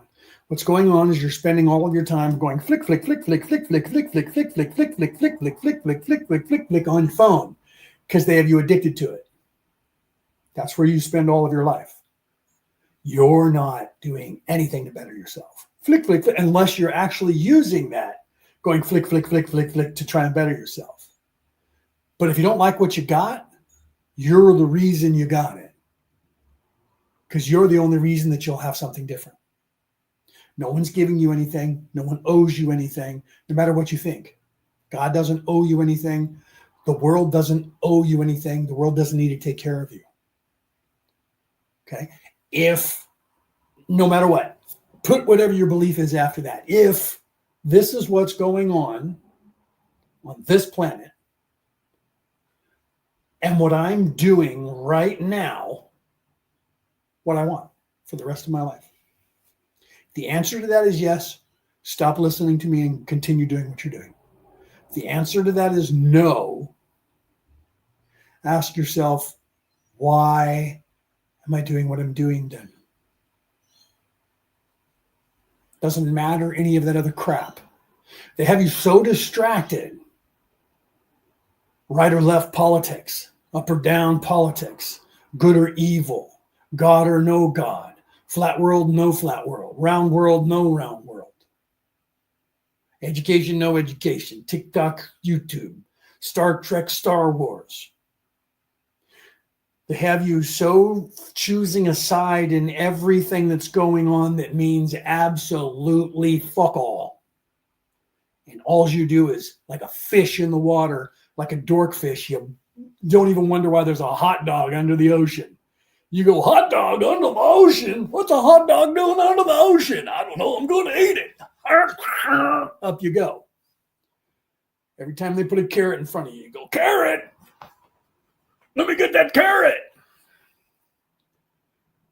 And then you stop. You don't realize that the carrot keeps moving away from you. You just keep running towards it. Oh, I'm going to get the carrot. Because that's what you're doing. Flick, flick, flick, flick, flick, flick, flick, flick, flick, flick, flick, flick, flick, flick, flick. That's what you're doing. You're running in place on a hamster wheel. And you know it, and you know it. That's the fucked up part. You know you're running in place in a hamster wheel. And you're still doing it. Okay? I'm going to continue so we can finish this. We'll see if anybody gets this far into this to make any comments about what I just said. Because most people would have ended this and not listened to me to get here, because you don't have the attention span to know it, because you're flicking, flick. I can't stop for like 3 hours and listen to this fucking guy, right? That's why I make those small videos, because of that. All right, let me go back over here so we can finish this today, because I've been doing the Emerald Tablets far too long. Ooh, pardon me. Let's get it done, right? Let's go back over here. All right. So, before the lords of thine mind's eye, okay? So, long with fullness of heart to be there. So you literally, if you want to get to the Akashic Records, if you want to get to anywhere you want to be in life, you need to sit down. That's why I went on that long tangent. Whatever it is, even if you don't care about the halls of Mente, I don't care about that spirituality stuff. All right, you want a better job? You need to sit down and you need to focus. You need to focus on the job that you want. What is the job that I want to do? Figure that out, discover it. Then you need to focus on it. What do I need to do starting today to get that better job I want? Then you need to say, can I do those things? Do I understand how to do those things, or can I just apply for that job? Well, I don't have the skills for that job. Now you're getting somewhere. You want to learn that. You want to figure that out. That means, what do I have to do? Well, I might have to go to night school. I might have to, to start spending less time on the internet and more time learning a trade so I have better life. So if you want to better your life, you're the one who has to do it. If you want to find your way spiritually, you're the one that has to do it. You have to look within yourself, and you have to determine what your focus is and where you want to get to. So if you want to see the halls of Amente, that Akashic record, that place where all the knowledge is, you have to look for it. It's not going to be given to you. You have to do the work. So you have to sit down, shut up, turn your shit off, figure out where this place is. I got to reach out to it. You want to get to heaven? You got to sit down, shut up, figure it out, and reach up halfway, because God's reaching down, waiting for you to reach up to him. If you don't reach up to God, God's not coming back. Well, it said in the Bible. No, it didn't. The thing that they always throw at you is God will come as a thief in the night, saying that God's going to come back, and we don't know when that's going to be, but God's going to come back, so look out and be good for goodness sake. You should read that stuff instead of listen to people quoting it, to find out the context that was written in, because it wasn't saying, wait here, I'm coming back in a Volkswagen bus to come get you. It's not what it said. Okay? It's not what it was saying. It was saying you need to do the work to get out of there. You need to stop sitting down, eating of the tree of life, getting drunk, doing drugs, all that stuff, eating crap foods, living in the flesh. You want to get out of here, you got to start thinking about spirituality. You got to be a good person. Otherwise, if you're a bad person, you're just going to recycle over and over. That is the laws of what's going on in the universe. That's the way the universe is actually designed. So if you want to get out of here, you have to become spiritual. You don't believe it, you're going to stay here. I'm not here to be your savior. I'm just here telling you what's going on. I'm here to tell you what's going on. You can believe me or not. I don't care. I don't, because I'm not here to save you. I'm here to leave tools for those who are looking for them, just like all these other people. If you choose to pay attention, you'll learn something. If you think I'm crazy, keep running on that little Ferris wheel. Okay. So if you want to learn about how to get to the halls of Amente, you got to look for the halls of Amente. You got to find out what is that? Where do I think it might be? Well, it's not on the physical, is it? Because somebody would have said, here's a roadmap to it. Check your Google Maps and ask Google Maps, where's the halls of Amente? Unless somebody names some place, the halls of Amente, you're not finding it on Google Maps, right? So the key to Shambhala, have you heard that term? Now give I the key to Shambhala. Look that up. They made a movie talking about that, Shambhala. Shambhala is something, right?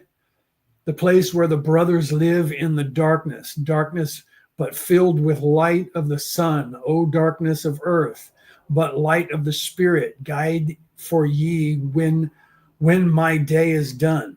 Leave thou. So is Shambhala in this sense talking about heaven, Valhalla, Elysium, right? Paradise. Okay. And when you leave the body, or is that where the Akashic records are? Leave thou thy body as I have taught thee, pass to the barriers of the deep. Let's continue. Mentally. Nekut el Shab el Hel Shur, Ben El, Zabrut, Zin, Ephraim, Quar El.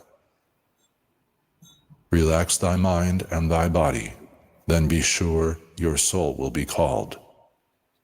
Now give I the key to Shambhala, the place where my brothers live in the darkness. Darkness but filled with light of the sun, darkness of earth but light of the spirit. Guides for ye when my day is done. Leave thou thy body as I have taught thee. Pass to the barriers of the deep, hidden place. Stand before the gates and their guardians. Command thy entrance by these words. I am the light. In me is no darkness. Free am I of the bondage of night. Open thou the way of the 12 and the 1, so I may pass to the realm of wisdom. When they refuse thee, as surely they will, command them to open by these words of power. I am the light. Okay, hold on. While we're sitting here, I'm going to give you guys the Orion Coalition of Light. Those of you on the MP3 broadcast, you're just going to hear the music and the chanting. But those of you who see the visuals, you'll be able to see this.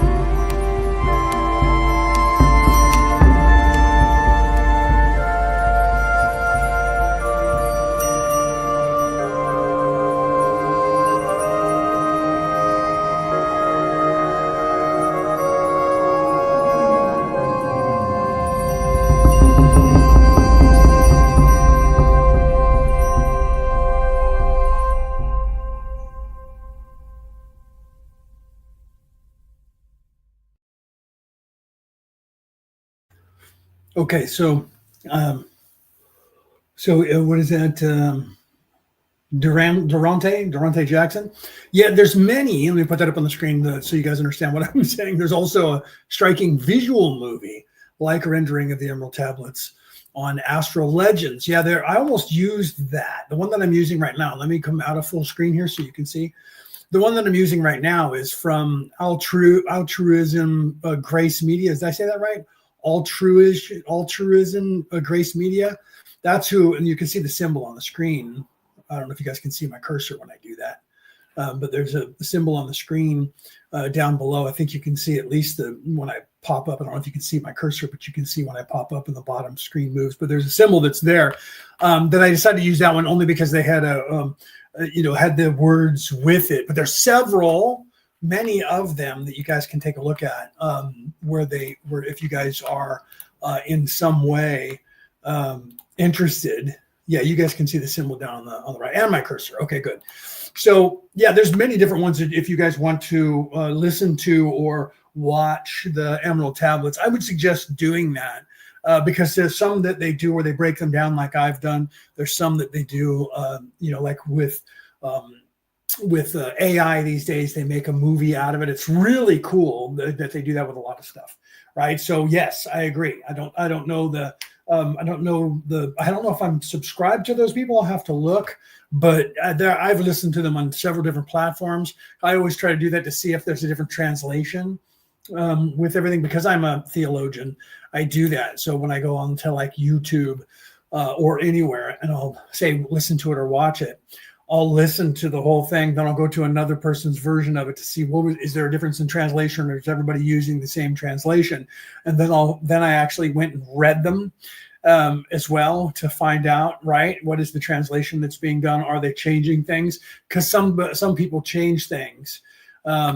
There's some people that are African, and they're trying to say that Thoth the Atlantean was Egyptian, and they changed the words that they were using for God to Anubis or one of their gods. And that is actually what people do more often than you think.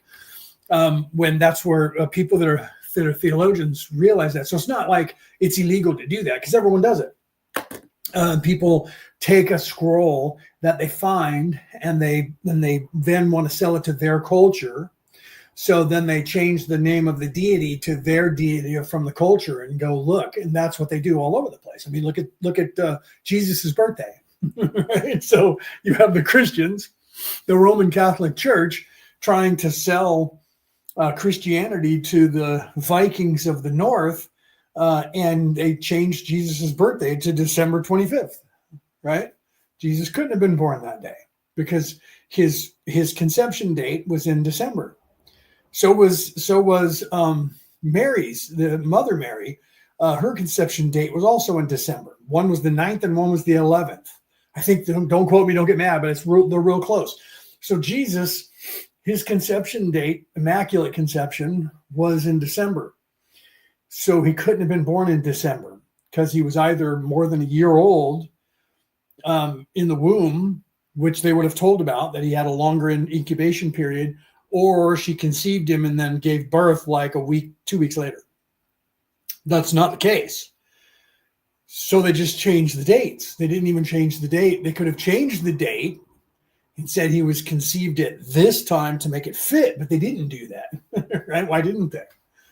Right? Jesus' birthday was somewhere in September 8th, 9th, 10th, or 11th, somewhere in that time period. 9 months from December 9th, 10th, or 11th is September 9th, 10th, or 11th. Okay. So Jesus was not, in fact, born in December. But why is it that they now say that Jesus was born in December? Because the gods they were trying to, or the religion they were trying to replace with their religion had this December 25th date of the solstice and some things that were going on, including a god, right? The death and resurrection had to be at the exact same time. It had to be for the North American continent. It had to be at that time of March, April. Why? Because that was when the god in the Northern Hemisphere was born. He was born and he gave life to the world. Springtime for the Northern Hemisphere. But Jesus was not born. He was born in Jerusalem. Are they in the Northern Hemisphere or the Southern Hemisphere? Jesus died and was resurrected. It was the life bringing. So things have changed is my point. Okay. Right. Things have changed and things do change. And people do that. We know that. The Zechariah Sitchin, when he was translating the Anunnaki word, he was trying to teach himself how to translate the cuneiform of the Mesopotamians. And he read the word Anu. He knew enough to know that that was possibly the god Anu. Mesopotamians didn't have a god named Anu. But on the border of Mesopotamia was another country called Arcadia. They were Greeks. The Greeks had a god called Anu. So Sitchin, back in 1948, thought that it's possible that the Mesopotamians borrowed that god and put it in their scroll. So the god Anu, Ki, forget about the word Na, Anu Ki, God Anu came to earth. He didn't translate the word Na, didn't understand what it was, right? And it was like a silent word, Na. Okay. So because of that, Giorgio Tsoukalos and the History Channel's Ancient Aliens grabbed a hold of that and said, this is the gospel. He translated it and said the God Anu came. Alien God came down to earth. Spawned the Anunnaki. That was in 2012. And then in 2015, again on another episode, Giorgio Tsoukalos said, those from the heavens came. Not Anu. Now those, an entire species of people. So the Anunnaki since 2015 has now become a species of aliens who have come down to earth. That's the progression of how the Anunnaki became a species. Borrowed, possibly, from the Greeks, a god Anu, then borrowed for money and ratings by Giorgio Tsoukalos to become a species. Okay?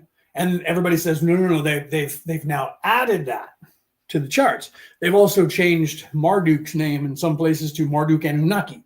So now Marduk is an Anunnaki. Marduk was never an Anunnaki until 2015, 2016. Now all of a sudden Marduk is an Anunnaki and there's a Anunnaki on the pantheon, right? You have to do your own due diligence to figure out that. But people do that. They get a god and they change the name, right? So Enki, right? Enki Anu, right? Is the line Anu dragon queen, right? Because the Tiamat was the right. So yeah, see, so you're looking at it right. Anu, let's see what it says here. Let me put it up on the screen. Anu, the father, I guess it's supposed to be of, right? Of Enlil and Enki, right? Anu is from the line and dragon queens, right? So, but see, but that doesn't mean a species of aliens, does it? Do you see my point? So it doesn't mean a species of alien came down. It's still a god. Well, in the pantheon of the ancient aliens, there are no gods. They're actually just people in a spaceship. Do you see? So they claim that all gods, Thor, Odin, all of them are just made up because they were aliens who came here. So now they're claiming, right? I'm friends with all these people. Don't get me wrong. I'm not throwing rocks at them because I think they're wrong. Well, I do think they're wrong, but they're making money. I created Ancient Aliens Worldwide on Facebook, and I still own it and have people running it because it actually helps people to expand their consciousness. But do I believe that all of the gods of all of the Bibles were all created by the Anu? No. Because when you look at where those people got that scroll from, they didn't invent that. Those people got that scroll from the Greeks and an ideology, right? So we're saying in there that Anu, right, it was not the god Anu. That word meant something different. Well, Zachariah Stitchin said it was the god Anu. Do you see? So I agree with you. So there was some problem there. High priestess, not gods. Thank you. Thank you, my friend. I love you. I try to tell people this, right? It meant either the priest, I said that, it meant either the prince or the priest came, not a god, for crying out loud. Thank you very much. I love you, my friend. Follow me, please, so I can follow you back, so we can get to know one another. Because I tell people this all the time. It did not mean a god came from outer space. It meant either a high priest, priestess, or royalty came, right? Thank you for that. Agreed. Let me put that up on the screen. I'm going to put that up on the screen for those of you who have been wondering whether I know what I'm talking about or not. Look, here's someone down here or up there, depending on which platform you're watching on. If you're watching on the wide screen, it's down here. If you're on your cell phone, it's up there. Okay? High priest, not gods. In freaking capital letters. You should have put an exclamation point, brother. True story. Okay, so not gods, right? Thank you for that. Thank you for that validation, man. I hope everybody sees this because I'm always saying that. And people are like, no, the Anunnaki are, now they're saying the Anunnaki created all religions. Yeah. Okay. So, yeah. Not higher beings. No higher beings. Just freaking priest, man. Priestess. Thank you. Okay. So, true story. Higher beings, but not gods. Thank you. Okay. Not gods. Higher up on the pecking order. Okay. So, yeah. So they're saying that all the gods, all those people that have the god title in every religion was created by the Anunnaki because now they have become our overlords in their minds. They have become our overlords and creator gods. So everything that was a theory that there were these creator gods has now turned to the Anunnaki as being the creator gods who created all of us in the minds of the ancient aliens people. And now they're added the Anunnaki to the god pantheon of the Mesopotamians. Anunnaki, right? The word was Anunnaki, 2 words. I mean, even though there was no spaces, it was Anunnaki. The Na means not God. You probably know that as much as I do. Anunna meant not God. Priest, priestess, prince, princess. It meant station just above commoners in a religion or in the hierarchy. Anunna, not Anunnaki. Okay, not Anu-ki. Anunna-ki, not a god. Okay, so, but I'm not 100% fluent in that language. However, I do know enough to know that. However, but like, let's get back on point, and then we'll get back to finishing the thing. However, people do get scrolls, and the stories are similar to their stories, so they want to show it to their people, and they'll change the god name to their god. Okay, and that's what everyone does.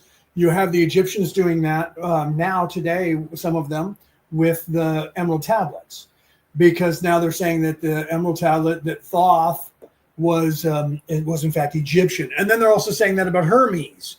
Hermes, Trismegistus, 3 times great, they're saying was Egyptian, but most of the people say that he was Greek. So I know that he was there in both places. I don't know, honestly, I haven't looked into what the person looked like, but if you look up a statue of Hermes, he's not African. He's Greek. Right? There are no, as far as I know, there's no statues of Hermes Trismegistus who looks African. He looks Greek, right? He looks European. Let's see, Anunnaki, those who came from the heavens or cosmos, right? And that's what they're saying.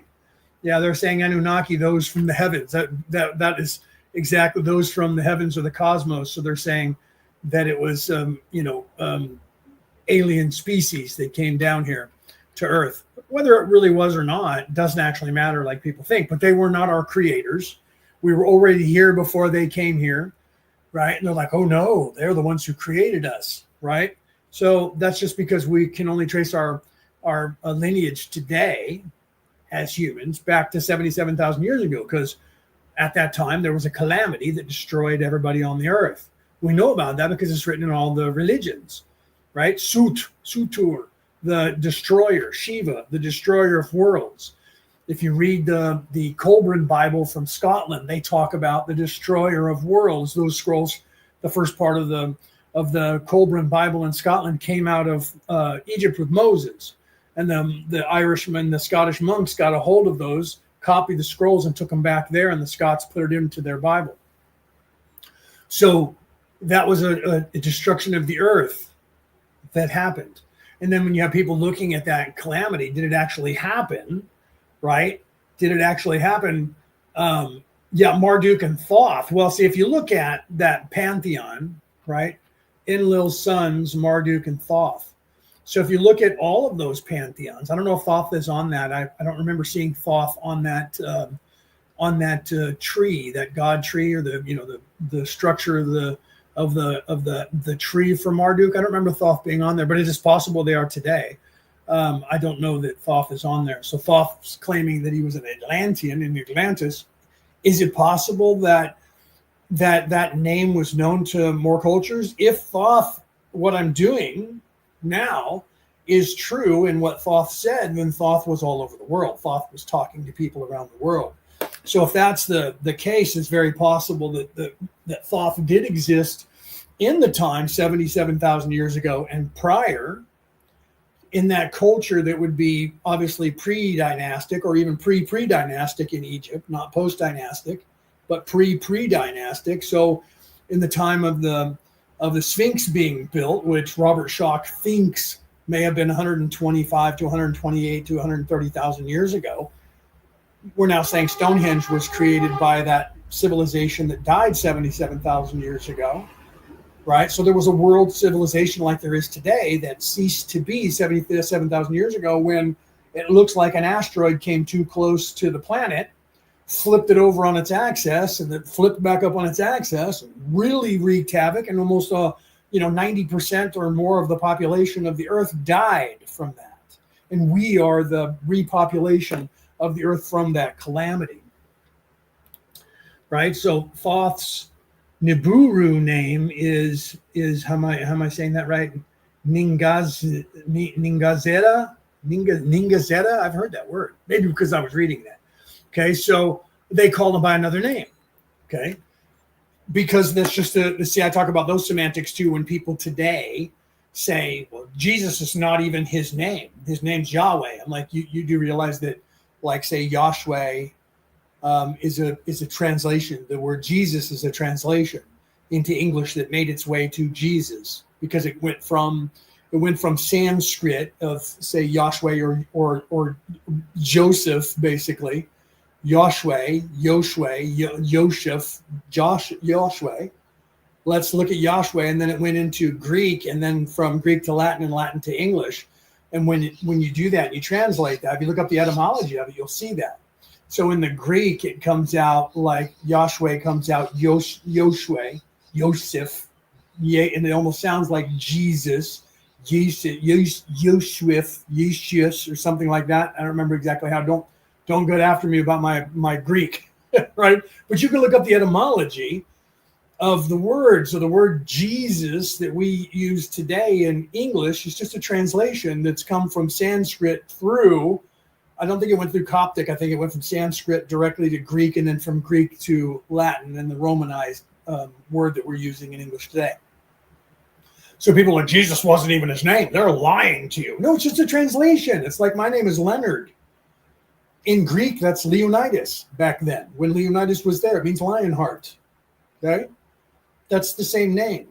Leonardo, like Leonardo DiCaprio or Leonardo da Vinci. His name is Leonard.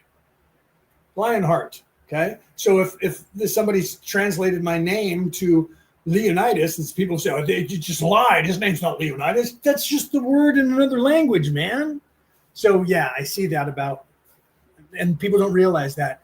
And they go, so Yahshua is not real. He's no Yahweh. He's not Jesus. And I'm like, no, it's actually just a translation from Sanskrit and then lost in translation as it went through other languages to get to modern English. So now we say Jesus instead of, Yeshuas, I think is how it was, Yeshuas, which came from Yahshua. Yahshua in Sanskrit, Yeshuas to Jesus in modern English. It's been 2,000 years, translation of languages. And it may have gone through more than one. If you take it from Sanskrit, put it into another Hebrew or, Yiddish, Farsi, or, put it into any of the Arabic languages, then go Coptic, Greek, Latin, English. That's a long ways away from his name at the time of his birth. Do you see?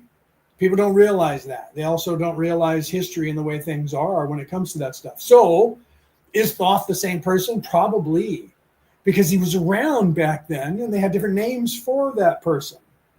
So is it possible that Odin is the same person as Osiris? Well, if you look at the different gods, they have almost identical similarities. You can look at Shiva and put those gods in order, and you'll see that they have very similar qualities to each other. So did somebody borrow those stories, or is it interpretation of the same person by different people?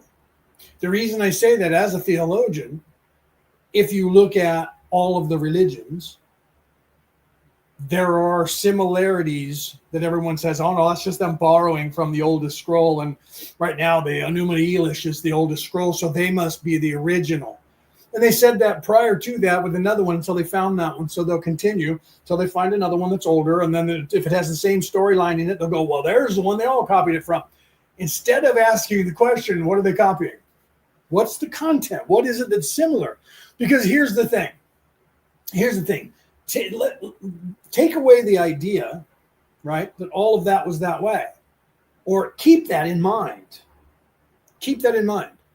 Then go to Lao Tzu in China, 634 BCE, around that area, 630 to 640 BCE, at the same time in that same country that the Buddha was there. Were they the same person? Did they go to the same school? Did Lao Tzu teach the Buddha? Did the Buddha teach Lao Tzu? Because they came up with the same way.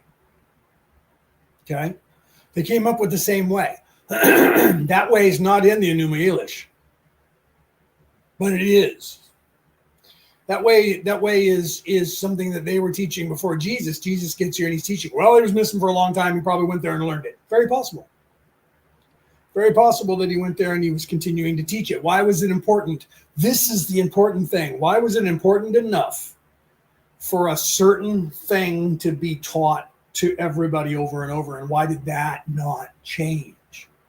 That's the important thing. The story in the Enuma Elish of Marduk defeating Tiamat is the same story of Thor defeating the dragon of the North Sea. It's the same story of Jesus defeating the serpent in the garden. It's the same story of Moses defeating the serpent gods of the Egyptians, Ramses II. It's the same descent and resurrection. It is the same in the flesh, becoming something more and illuminating and saving the world.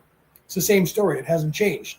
Story of the Christ is the same story in every pantheon, that some hero savior character goes on the same quest and defeats some great evil that usually has something to do with, a serpent or a dragon or something.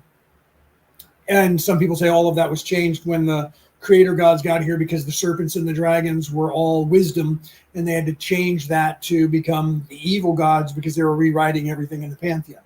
There is something that is the same that's been written and all that. You can blow your own mind and say, well, it's just the control mechanism that all these people put into place to keep you stuck here. Weirdly, that control mechanism is the mechanism that tells you how to get out of here. And they keep saying that anybody who talks about that is telling you a lie. But that is what all those stories were changed to. And that's what's been continued in all of those stories. So if they're trying to control people, again, it's like when they say that the Romans created the Jesus to control the Jews. Constantine was making the Roman Empire Christian when he changed all those things. So he was controlling the Romans. What happened was, if he was doing that to control the Jews, it backfired because it changed the course of history and it controlled all of Rome, hence Roman Catholic, and they're still there in the Vatican City. And so if they created Jesus to control the world, what they used to create Jesus was the meat of every single spiritual way known by every single spiritual person, including Lao Tzu and the Buddha, including Moses, including Thor, and including, must have been the Anunnaki. It had to have been the Anunnaki, right? Think of Apocalypse in that X-Men movie, same God, different skin, the beginnings of the X-Men. I didn't see that one, but I heard that. People told me I needed to watch it, right? When you learn the past, you will know the future. Absolutely. That is the truth, right? That is the truth. Because if you look at the past, you'll know the future. All of this has happened before, and all of this will happen again. Battlestar Galactica from the 2000s, right? That that entire cyclical nature of the universe itself, and the cyclical nature of nature, and the cyclical nature of the human condition. That much is true. You look at the past, you're going to see the future. People always say the history repeats itself. It doesn't repeat itself, but it does echo. But it does echo, right? You know this. So truly, if you look at, everything does repeat. There's always a beginning and a middle and an end. There's always a cycle where the human condition rises up and then falls, rises up and then falls, rises up and then falls. It's the yin and the yang. It's what's supposed to be happening here. Okay, that's what's supposed to happen. There's supposed to be a time of trouble. There's supposed to be a time of glory. There's supposed to be a time of failing. There's supposed to be a time of returning to the king, returning of the king, returning to God. It's the cyclical nature of the way this place was set up by the Creator, no matter whether you believe it or not, right? So when you know the past, you know the future. You also know the present, right? Truly, I agree with you 100%, my brother, because that is the way it is. So if you look at, and that's why they don't want people learning that, though. That's why they don't want us to learn what happened in these societal structures that happened before us, or in any society. They want to take history away. Why? Because they don't want us knowing the past enough to either stop it or realize that there's a cyclical nature to it. So you can see it from the eyes of bad guys are controlling us always and keeping us here, Matrix, like the Matrix movies, right? You can see it that way. Or you can see that that's the way that things just work in the universe because God created it that way. You can see it that way. None of that matters. You can see it that way. It's just the rise and fall of the human condition. You can see it that way. It doesn't really matter how you see it, because it truly, if you look at it from the eyes of anything, it's still the same. It still happens. There's a beginning, a middle, and an end to all societal structures. Okay. And you can predict, and that's why, like you were saying, if you see if you learn the past, you'll know the future, because societal structures go through a certain transitional phase and then they cease to be. This societal structure that's happening on the earth right now is already in the phase of about to destroy itself. Okay, so if you pay attention to the rise and fall of empires that have happened since 77,000 years ago, every empire that has gone through there's a certain thing they go through on the uptake and a certain thing they go through on the downtake. And it's predicted almost identical in all societal structures throughout time so far. We're right in that precipice. Okay. So that can scare you if you don't know those things. You can go, whoa, everyone goes, whoa, we're living in the end times. The end times are always now. The end times are always now. Okay. That's the truth. Go back 2,000 years. They were living in the end times. Go back 10,000 years. They were living in the end times. The end times are always today.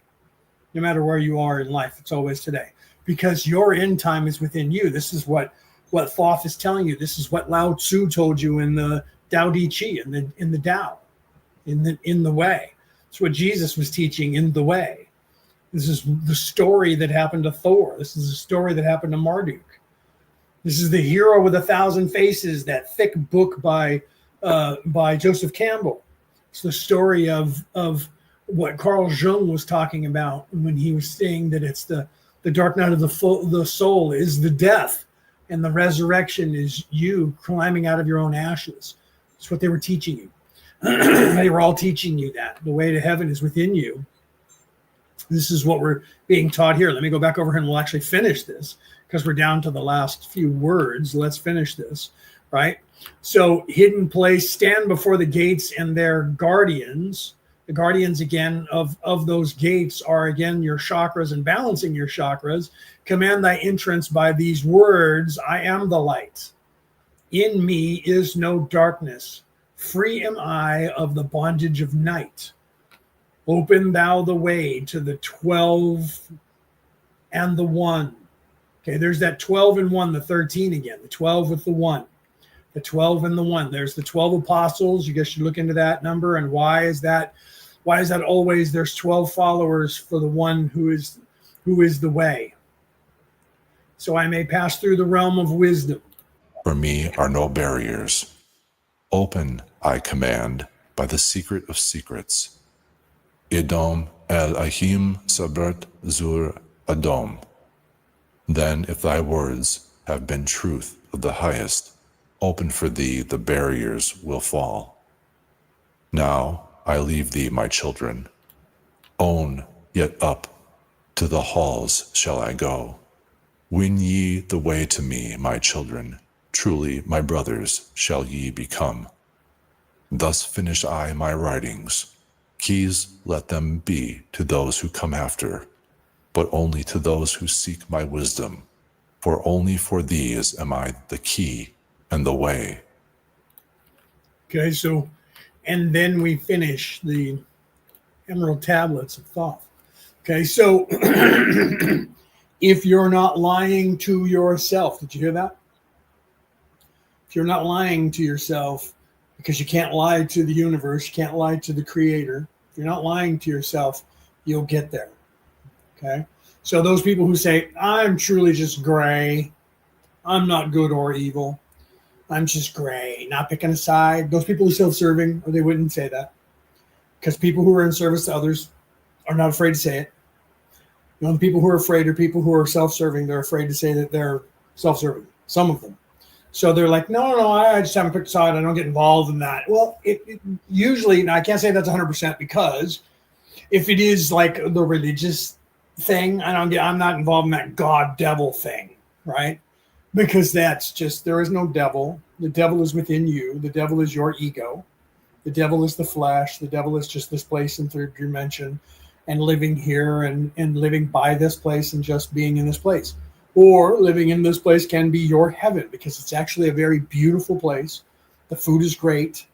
Food is good in all the countries. They make it their own. And it's really tasty, right? Sex is good. Love is good. There's a lot of good in this place, right? Even the wilderness that will try to kill you is pretty. I've been to a lot of places on this planet and it's pretty. If you haven't been anywhere in your life, go to places. It's pretty. Get away from humans, though. If you go to places where humans are, it's going to look the same, right? It literally is. Like when my wife came to America, let's start with that. When my wife came to America, she was like, I couldn't even tell you because we were in California in the state capital, Sacramento. She said, this is like Australia, even when we got outside the city.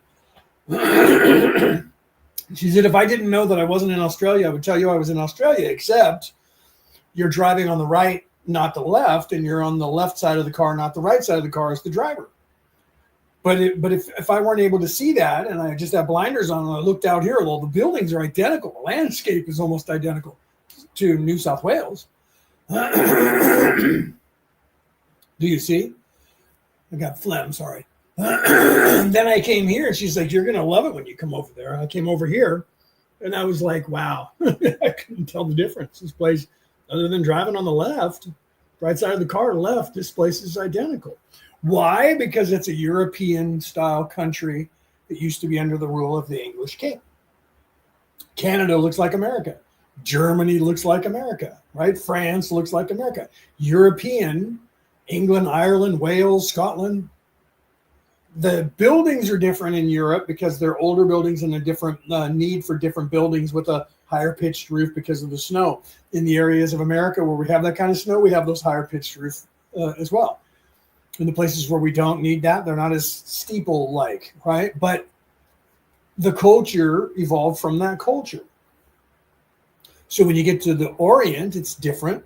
But in the modern day, the modern buildings are all modern buildings wherever you go. Global society.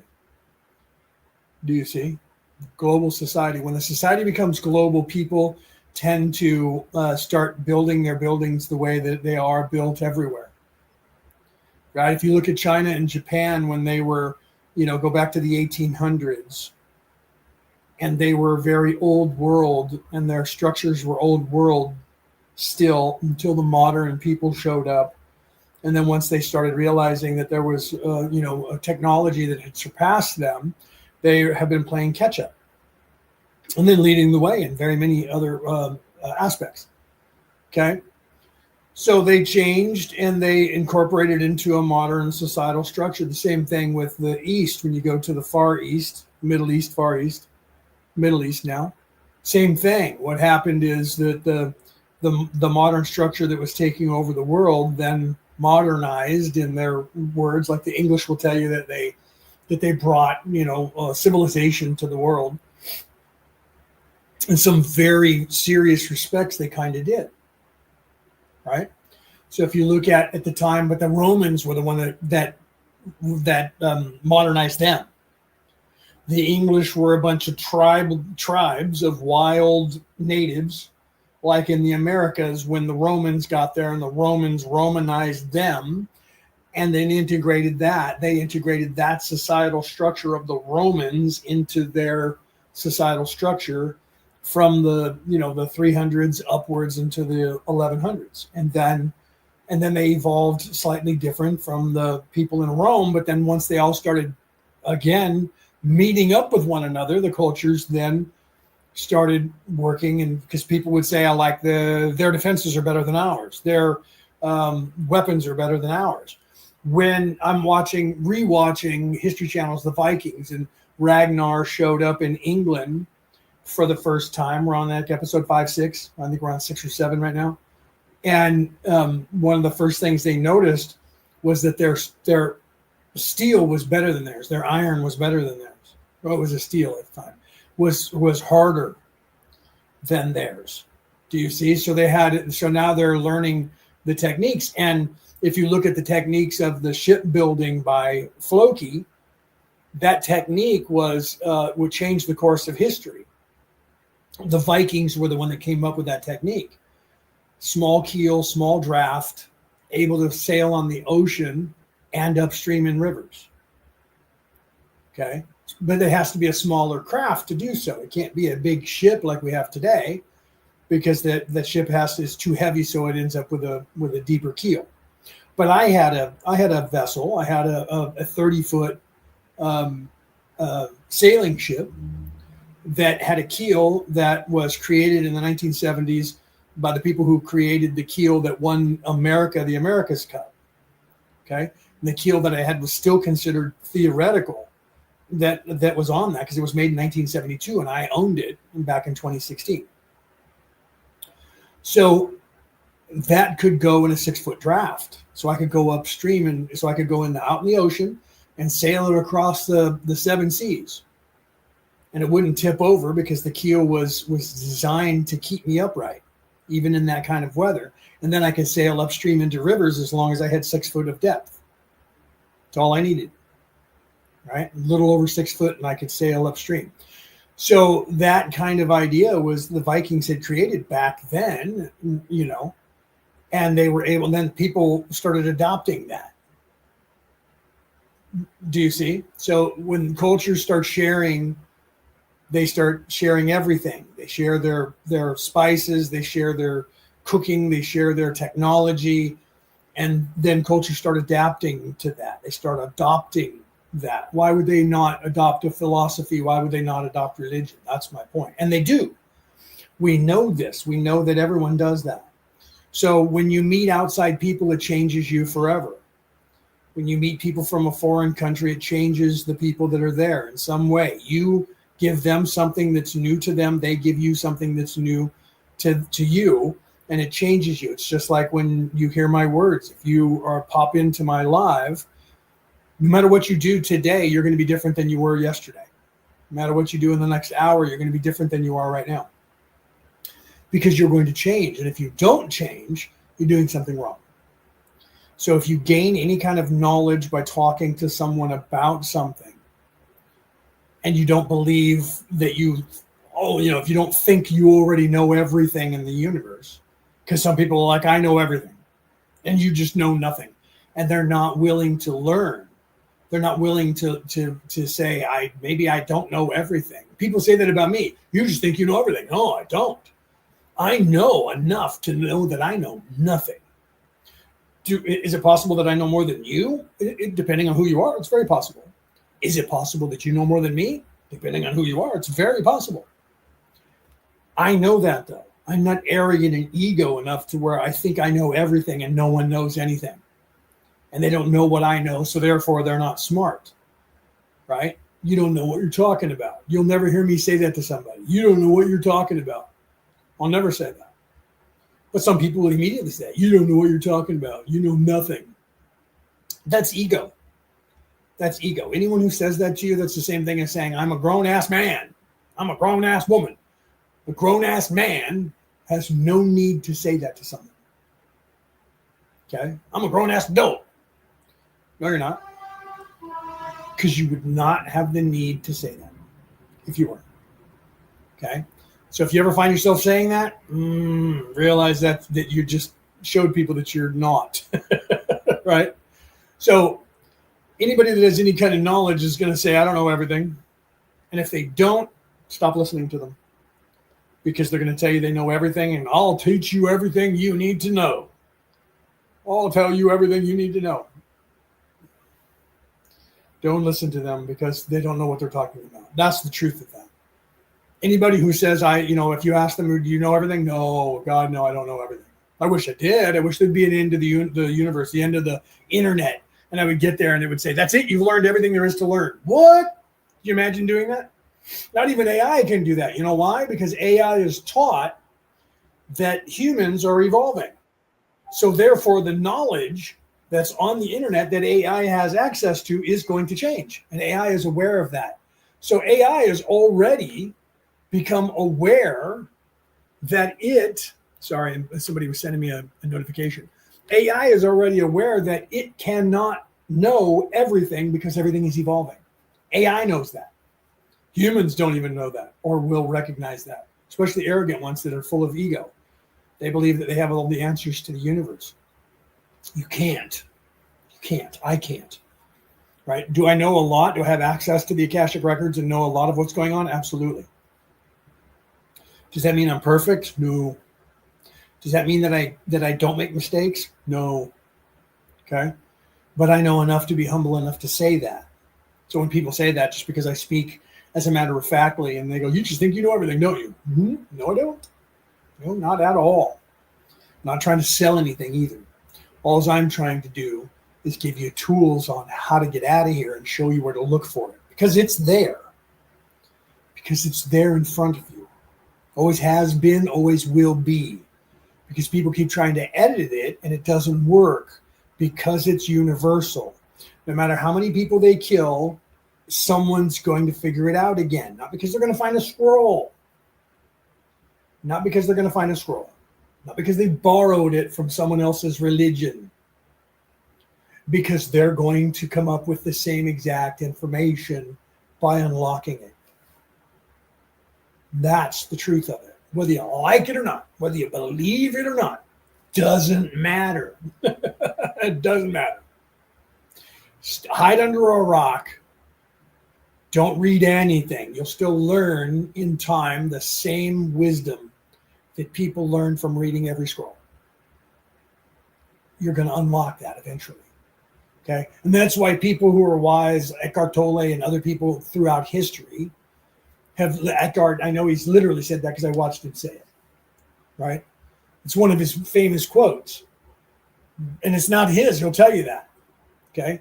That no matter what happens to you on this earth, no matter what you believe in, that's why they say, like, by hook or crook, no matter what happens to you, if you do not believe in God, you do not believe in philosophy, you don't believe in religions, you don't believe in anything, you will still, at some point, because of the strife of this place, you will also still learn the same information.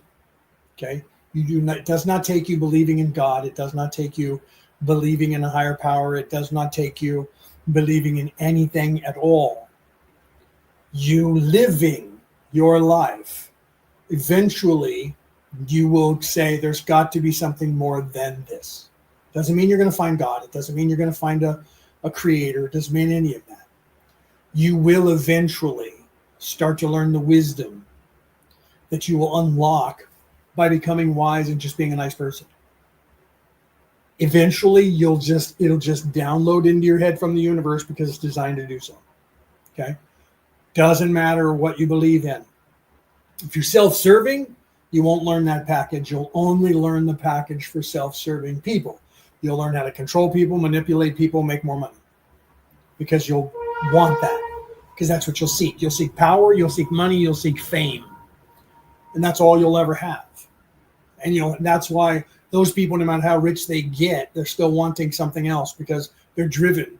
And they're like, doesn't matter how much money you have, you still have the same problems. You still have the same thing. More money creates more problems. So it's still the same. It's still just that. Right? So eventually, even the richest people who don't believe in God eventually go, it's got to be something else. It's got to be something else. So they stop becoming evil at some point, stop becoming self-serving, and they start pondering. Start looking around. I've done everything. I've owned everything. I've done everything you can do with money, and I have everything, and I have mansions, and I have power, and I have all of this, and there's just something missing. Ask rich people. Look at rich people in history.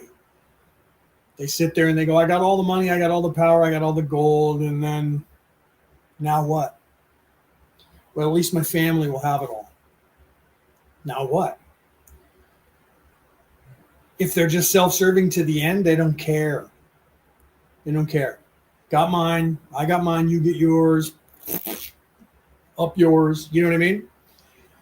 And they're self-serving. And then that's it. And then their families are either taught that or whatever. But then eventually somebody in that family goes, there's got to be more than this, man. Usually second or third generation people who have money and don't have to work for it. They become very bored with life because they have everything they want. That's why we say things like, be careful what you wish for because you just might get it. Right? Because once you have everything and you can do everything, you get really bored really quickly because you have everything. I want a Maserati. I want a Carmen Ghia. I want a Rolls Royce. You have that all, and then what? Look, you got to show it off to your friends. Look what I got. Look what I got. Look what I got. Eventually your friends go, yeah, I got one too. Do you see? Keeping up with the Joneses only happens if you're the one that's doing it first. You get to go, I'm still first. I'm still first. I'm still first. I'm still first. But everybody else is just right behind you doing it too. So I got 20 cars. So do I. I got 30 cars. So do I. I have all the cars. So do I. I own all the companies. Me too. Do you see? So eventually, it doesn't matter how much power you have. Nothing ever changes. And you still have the same problems. You still have to live here. You still have to do all this stuff. You have to, and then you're going to die. And you can't take any of it with you. So eventually something will change, and you will learn, whether you believe in God or not, you will learn knowledge. And it'll either just keep leading you down the course of screw everybody, I got mine, you get yours, or it's going to lead you to a different direction. And if you become in service to others, then you'll start going, okay, I'm going to leave something behind that I want people to remember me by. And then you start doing things for people. I'm going to change the face of the world so people remember me when I'm gone. Then you start bettering yourself because you start bettering the world, right? And the good thing is that most evil people still do that anyway because they do that for tax shelter purposes. So even though I love how the system works in this world, even though they're evil, they give back to the world even for an evil purpose, but they're still moving the world forward because everything serves the all. So even though they're evil and they're like, I want to take over the world and kill everybody off or whatever it is that they want to do, they're still leaving. Why? Because they still want their name to be remembered. They're self-serving. The only way they can have their name remembered is they have to do something for people to remember them by. So eventually, no matter how evil they are, no matter how much they hate people, they have to use people so people remember them. Name that highway after me. I'm going to build a wing on a hospital. I'm going to build a highway. I'm going to build a bridge. Do things and name it after me so people will remember me. And they'll go across the Leonard O'Neill Bridge, and no one will even know why it's called that. One out of every 5,000 people will go, why is that bridge called Leonard O'Neill? Some guy, rich guy, built it. Oh, okay, whatever. They'll keep going. Whatever. They keep going. No one cares. But things will get done. Do you see? So some people then realize that as well. Okay. Hi, baby. Are you off work? If my wife's off work, I'm going to have to go because it's her lunchtime, and I've been on here for 2 hours and 30 minutes, so it is time. But my wife is there, so she's off of work. All right, baby, must be on your way home, right? So I'm going to have to get off here in a second because my wife is coming home for lunch, and I'm going to spend time with my wife. But I will be back live tomorrow at some point on TikTok. So for those of you who are following me now and listening to me now, if you have TikTok, I will be live on TikTok. And I'll be talking about spirituality and answering questions on TikTok tomorrow. Okay. So no matter who you are, no matter what you believe, let me wrap things up. No matter who you are and what you believe, doesn't matter what you believe, eventually in your lifetimes somewhere, you're going to get tired of what you're doing and have that dark night of the soul and go, there has to be something different. Then you're going to change things about yourself in some way, even if it's just trying to get back to society so they'll remember your name. So you'll have your name on something, and then some people will know about it. Your family will know about it, and your grandkids. And usually after 2 or 3 generations, they forget about you anyway, and it's just named that, right? Like why is the place in America where the government is run called the District of Columbia? Right? Most Americans don't even understand why that's called that. Right? So you should look that up. Oh, because of Christopher Columbus. You should look that up and find out why. So some people just don't understand those things. Why is it called America? Why are the Americas called the Americas? North and South America and Central America. Why is that? Because there was a man named Americos. Okay? Do you see? So most people don't know that, but it's still named that. That's why it's important. That's why Mexico got really mad when Donald Trump renamed the Gulf of Mexico the Gulf of America. Right? They didn't like that because it's been named the Gulf of Mexico for a long time. Do you see? So you have to realize that at some point people want to leave something for people to remember them by, because they know that if they believe that when they're gone, no one's going to remember them. Truth is, when I die, if I have children, they'll remember me. Grandchildren, maybe if they met me. If not, they'll know the name. After that, no one's going to know who I am unless I leave something behind. Do you see? So the only way that you can ever be known is you have to leave something behind that outlives you.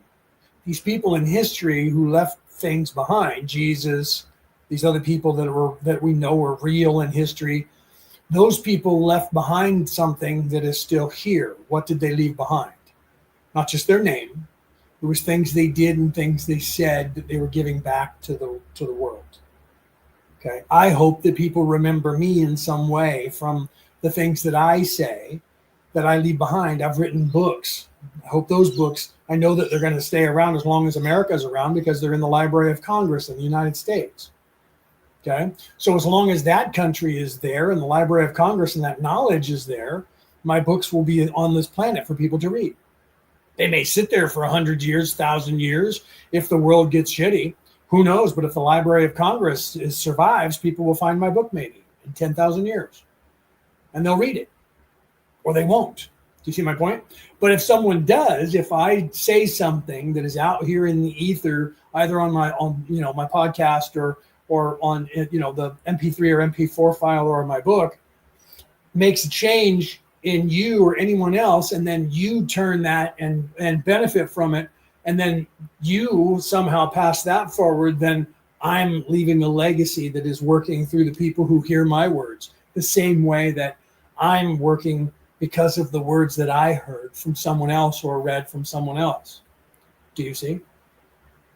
So the people who left these words thousands of years ago, I've studied them, and now I'm saying you should pay attention to these words. Do you see? So I'm passing on their legacy by doing that and saying, this is what I have learned in life. And you can either believe me or not, but eventually you'll believe the same thing, because you'll figure that out. And you'll say, wow, this is the way things actually are. And then you'll go, yeah, I need to do something different in my life. And what's going on here?